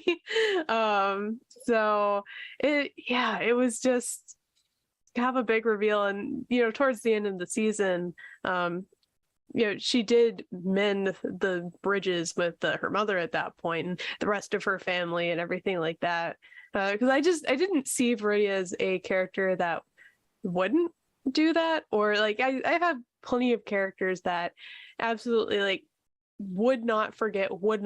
That's just not the path that they go down at all. But I don't know, Viridia's, I think she's a forgiver. Okay. So with that being said, do you feel like finding this out, this reveal, do you think that this was a surprise for you as a player as well as a character? Yes, like I totally hadn't even like thought of that part from my backstory. Like because Jen you wrote it down and we're just hoping for the best. Yeah, she talked about like 2 sentences from my paragraph or so backstory, and just like built it into this entire reveal and this entire like tie-in into the rest of the world's lore. And I was not prepared. I was like, I think it was awesome as a player, but it was not expected whatsoever. Okay, so we don't have very much longer for this Q&A, so I got to kind of pick and choose the questions that I have going forward. For all of you, what was your first tabletop RPG experience? It was with this stinky bastard man leading this conversation, and I did it live on stream, and it doesn't exist on the internet anymore because I was using my legal name. That's what it was. I removed it. Was D&D. It was as D&D. a friend. Oh, you did? Thanks. Yeah. Yep, I also started with D&D. It was in person, like I like to call it like junk food TTRPG. A beer and peanuts game. Yeah, basically, like nothing serious. Honestly, like because it was a bunch of high schoolers or a bunch of high school band kids, like just playing D&D. And it's wild to me now to hear how like invested everyone is in RP in this space, because starting out, like RP was seen as like really cringy and like something that you shouldn't do. And Right, we're just here to, yeah. like like throw punches and like hunt monsters and stuff. And I was like, You oh, wanted to munchkin okay. it. You wanted to break down the door. Yeah, exactly. Like that's all. It was treated like a war game, not a role-playing game. So yeah, to go from this very much beer and peanuts D&D game to heroes, it's definitely been a journey. I think mine was like at high school had a couple of like one-offs of starting something of we had D&D and New World of Darkness, and specifically Werewolf the Forsaken. And I was very good at getting groups together, and then nobody else wanting to be in it as much as I was, and then the whole thing fell through. The standard story. And also had a few homebrew games based on Advanced Fighting Fantasy, a system that nobody remembers existed. I think I still have the books. But yeah, and then I was off it for the longest time, and then just got really back in through Vampire the Masquerade in the last few years. I kind of grew up with it. My uncle kind of introduced me to it. He had a lot of first edition D&D books, and he's like, here, we're gonna sit down and figure this out. What are you? I was a rogue, and I sold my soul for a demon as a pet. It was fantastic. That checks. Yeah. And then later on in college, it's consensual kidnapping. I said I would go with them, but they didn't tell me what we were going to do, and we ended up playing D&D for 3 hours. I didn't know this. It was fine. It was good. Engineers are weird. A blind date, maybe. It was a weird time freshman year, but it was fine. Make friends with bioengineers and your life will be weird for the rest of it. And then went into post-grad and kind of fell into a group there, and then off into another group when I lived in Aberdeen, and now I'm here. That's fair. Mm-hmm. For the party, what was your favorite mechanic? Because a lot of you had said that this is your first interaction in Numenera. Out of the mechanics that are set in Numenera and systems that are in place, what was your favorite element to it? Because for personally me, listening in, the ability to just forge a backstory as like, hey, remember doing that thing? And then like the rest of the players raise their hand and like, ooh, I want to remember doing that thing. Like the ability to kind of like forge a backstory and get points for it in the middle of the game seems peak. So like for the rest of you, like what was your favorite mechanic while that you discovered while playing this game? I really like that failing is rewarded. That it's not a scary thing. I mean, it's still scary because there were things that could have killed the entire party in one swoop. But I like that you get XP towards leveling, and it doesn't cost very much XP to level in this system.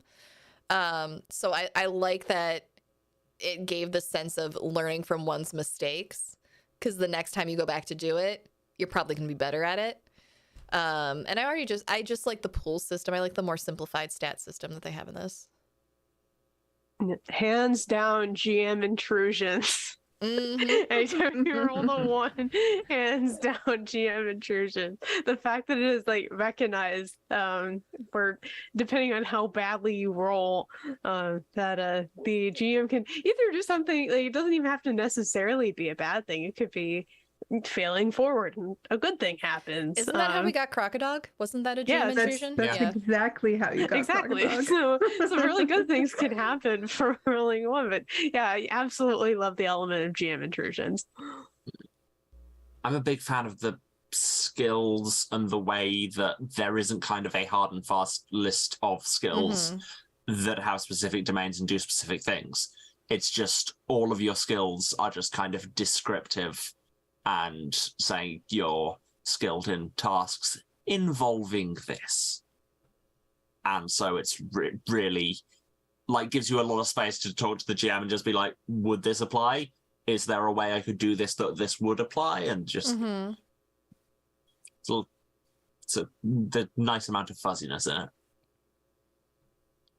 Yeah, I like the failing forward system. I like the GM intrusions, but I also like the world building and kind of negotiating of, can my skill do this? And if you create a, like Emma said, enough of a explanation to it, I'm just gonna say yes. I mean, it's really up to the dice roll whether it goes up or down for you. So I'm always excited to see where it goes. That's totally fair. So the next question that I have is, you all played in a style where if you were a subscriber or if you wanted to donate funds to any of the charity organizations that you were supporting, that you would get different perks. What was the most surprising subscriber perk that you felt was received during this campaign? Because in the sessions that I have listened to, items were given, lore on a multitude of things were given. What do you feel was like the most surprising? Or if a subscriber was like, I want to expend like X amount of monies on this thing to get like the mega thing, like what do you feel was the most surprising perk? Either that or the perk that came at the most surprising time.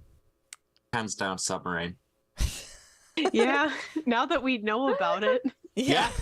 And this is why I didn't tell anybody, because I was just like, is there any reasonable way I can pick up a submarine at this point and it not just derail the entire game? No. A man that you know Yeah. named Updog 420XX appears and opens his trench coat. You want one of these, he says, as he showcases interest in submarines. I think for me there was a really good I think it was a fight, and it was someone redeemed a GM intrusion. I can't remember if it was I think it was on someone resubscribing during the show, because subscribing you only get that perk if you're resubscribing during the game. And for those listening, I do this for all my TTRPGs. We always have some perk that is interactive and not game breaking. And I want to say it was when we were in the library and the subscriber requested a battle intrusion. And I think that was our fight with the librarian, if I'm not mistaken. It was the fight with the library and the alarm system you couldn't disarm. You tried so hard. Yeah. You fought the library itself. I thought that was really cool. And it's Numenera is such a fluid system with the GM intrusions. I thought it was just a really fun and unique reward, beside just like getting health potions and items and stuff like that. Like it was something that mattered to the story and that was thrown back at us later a little bit. So with that in mind, again, trying to be mindful of how much time that we have left in this. So we're going to do some lightning round questions. Let's go. What are aspects that you'd like to know more lore-wise about the world that you've played in that won't be spoilers for season 2? Lightning round questions that can be answered super quick. I want to know what other new cities other than New Detroit and New Toronto are in the world, and I want a map. That's what I want. It's me.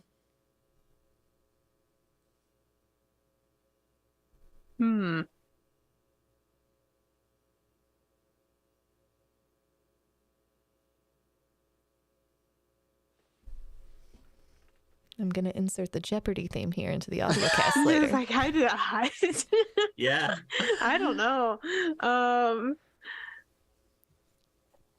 very much a go with the flow, like ready to just be surprised. I want to know more about the gloaming eyes. Mm-hmm. Like, Yeah. I want to know what the fuck the deal is with that. Yeah.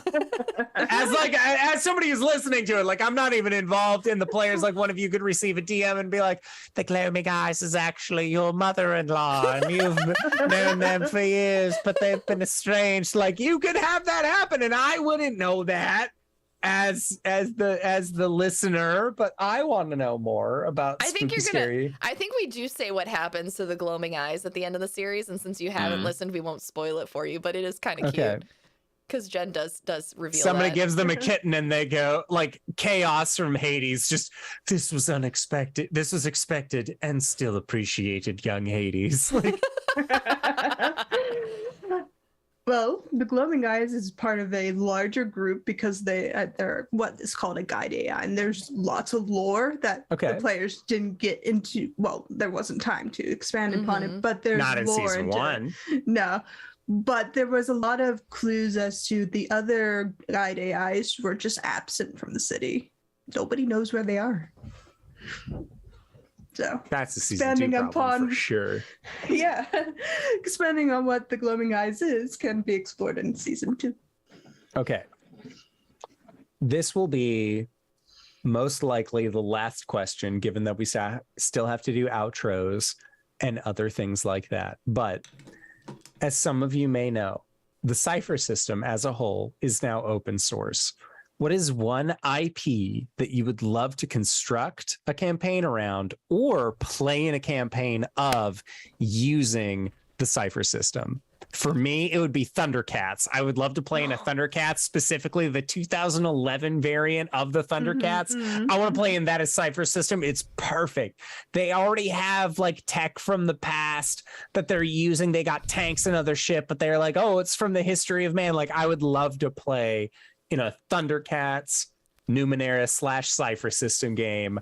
What about the rest of you? What is your Thundercats? What is your like IP that you would love to pull all of the rules from this and just slap that onto as a nice coat? Sailor Moon.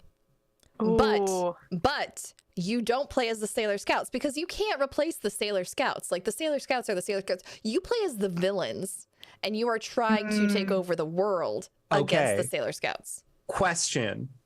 Card Captor Sakura with all of the Clow cards being different ciphers. That would be cool. But I don't know how you do that with a party. I don't either. Because that was a solo. But you could very much do a group of, like, you could do like the Negamoon Yeah. group, like fighting against like the Sailor Scouts, and like in your version they could win, in your version they could Oh lose. no, the Sailor Scouts have been corrupted because of Numenera magic. No, no, no, no, no.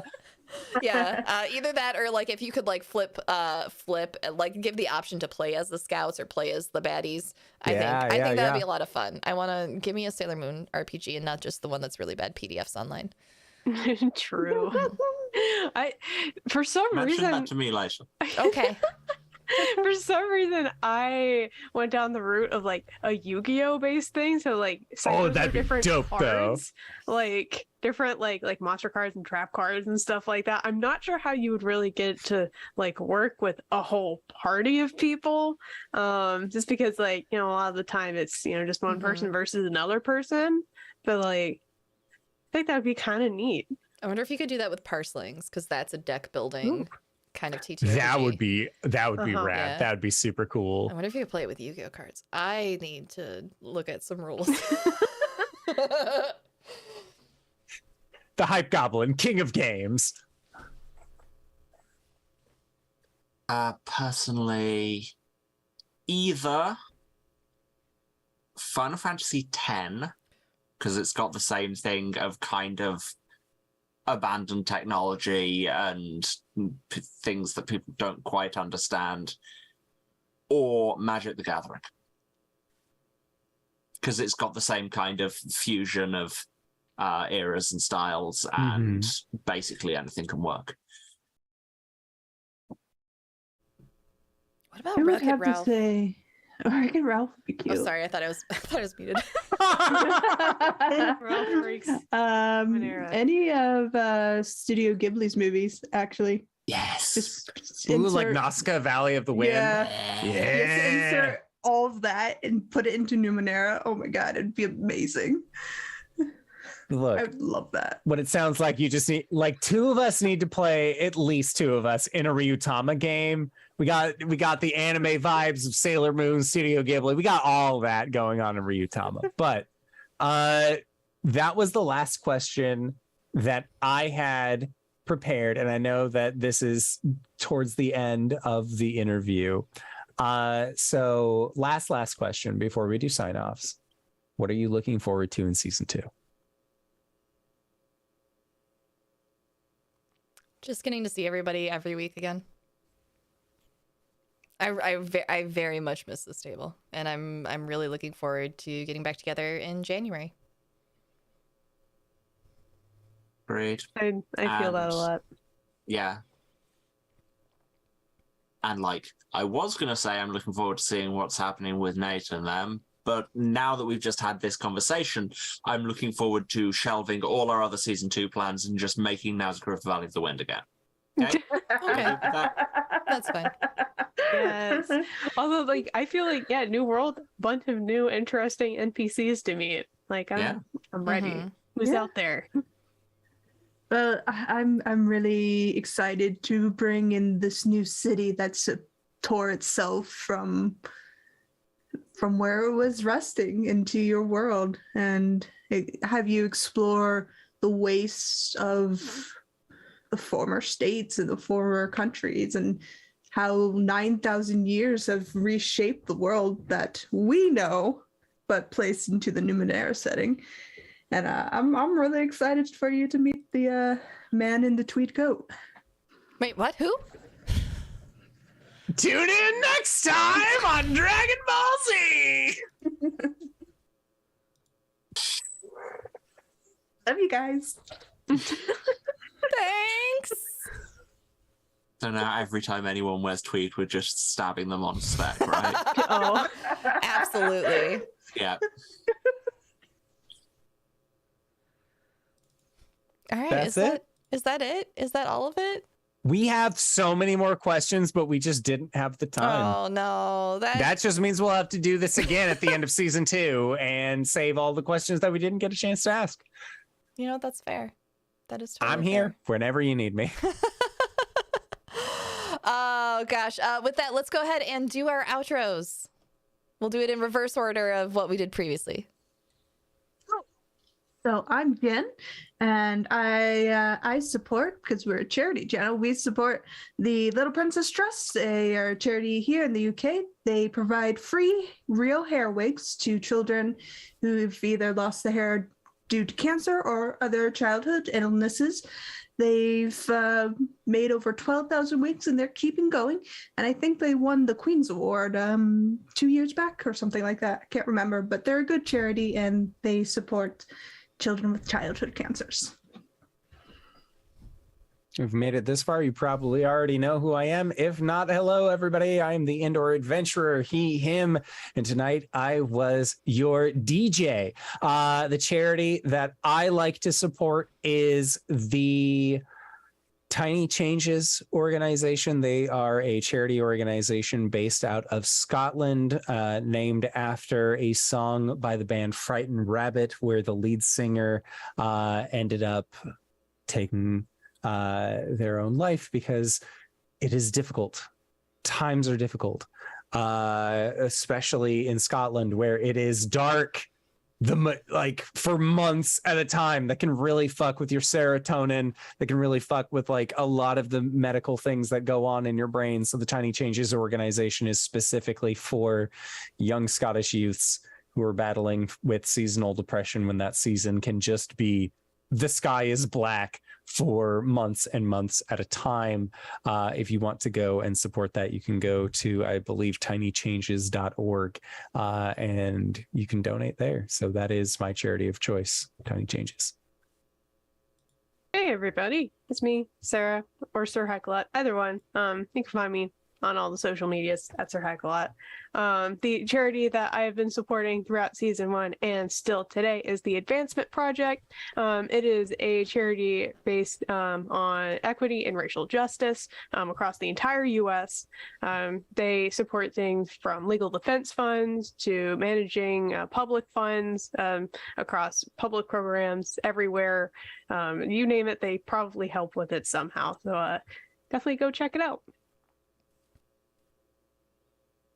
Hi everyone, I'm Emma, or Sarah Sent on Twitch, House of Hubris, most places. I'm findable, or in that podcast you like. And yeah, while I've been here, I've been championing Belfast Trans Resource Centre, the UK's only trans-led, trans and queer support charity. They do so much good work for so many people, and they're just limited by resources. And honestly, right now, what with the new current government having just out and out said today, like we all knew this was coming, but they literally said today they're looking at stripping more trans rights just because. Yeah, we kind of need the help of people like that more than ever. So, yeah. Absolutely. To Scotland. And if you've been here for a while, hey everybody, I'm Sarah, she, her pronouns, aka the Hype Goblin. Welcome to my house. It's been so fun to have you hanging out with us for this event tonight. This is the first time I've ever done this after game wraps. So thank you so much everyone for being here. Thank you, Simon, for coming and talking to us as the voice of rage and also leading us in this really fun Q&A. I had a good time tonight. The time has flown by. As always, my charity of choice is the trevorproject.org. It's the project that I have been giving my Twitch income to since mid-2020. With every sub and bit donation that comes in here, y'all help me do that, and I just want to say thank you. Y'all are really great, and I really appreciate you. If you want to know about any of these charities or any of these fine folks that are on the screen with me today, you can go to hypegoblin.card.co. That's hypegoblin.card with 2 R's.co. And check out the full cast list, including a bio for Velvet, who could not be here with us tonight. And just to wrap up some little announcements, big channel announcement, y'all. We got a new show coming to the channel. Let me just throw it up here on the screen for everybody. Is it the Dead Level podcast? No, it's not the Dead Level podcast. It's Valiant Tales, the Humblewood actual play, featuring Narnia's Pants, the Hype Goblin, me, Critical K, and Vinvox VA, with our Justice 282 as the storyteller. That's going to be streaming Wednesdays at 7 p.m. EST. And let me tell you, if you are listening to us, you need to go and check out the tweet that I'm going to be tweeting out after the show, because this character art is so adorable, y'all. It's so cute. There's 2 foxes, a red panda, and a raccoon, and we are going to get up to some shenanigans. But that will be coming Wednesdays, again, 7 p.m. EST here on the Hype Goblin channel, both on Twitter and not on Twitter, on Twitch and YouTube. Can I make a slight comment on that, Humblewood? Yes. If you liked my voice talents as Rage, tune into Humblewood. Yes, Wink. There may be some pre-recorded things happening with Humblewood as well. RJ is already working very, very hard on that. So that'll be coming, and that was our big announcement for the end of the show. So I'm just gonna go ahead and say, drink some water, take your meds if you need to, eat something healthy, and if there's someone important to you that you have not told recently that they're important to you and that you love them very much, whether it be romantic or platonic, tonight's the night to reach out to them, because sometimes people forget that. Even though they know in their hearts that they're loved, it's just really nice to hear. So reach out to the people that matter to you, and we'll see y'all next time. See y'all for season 2. Bye-bye!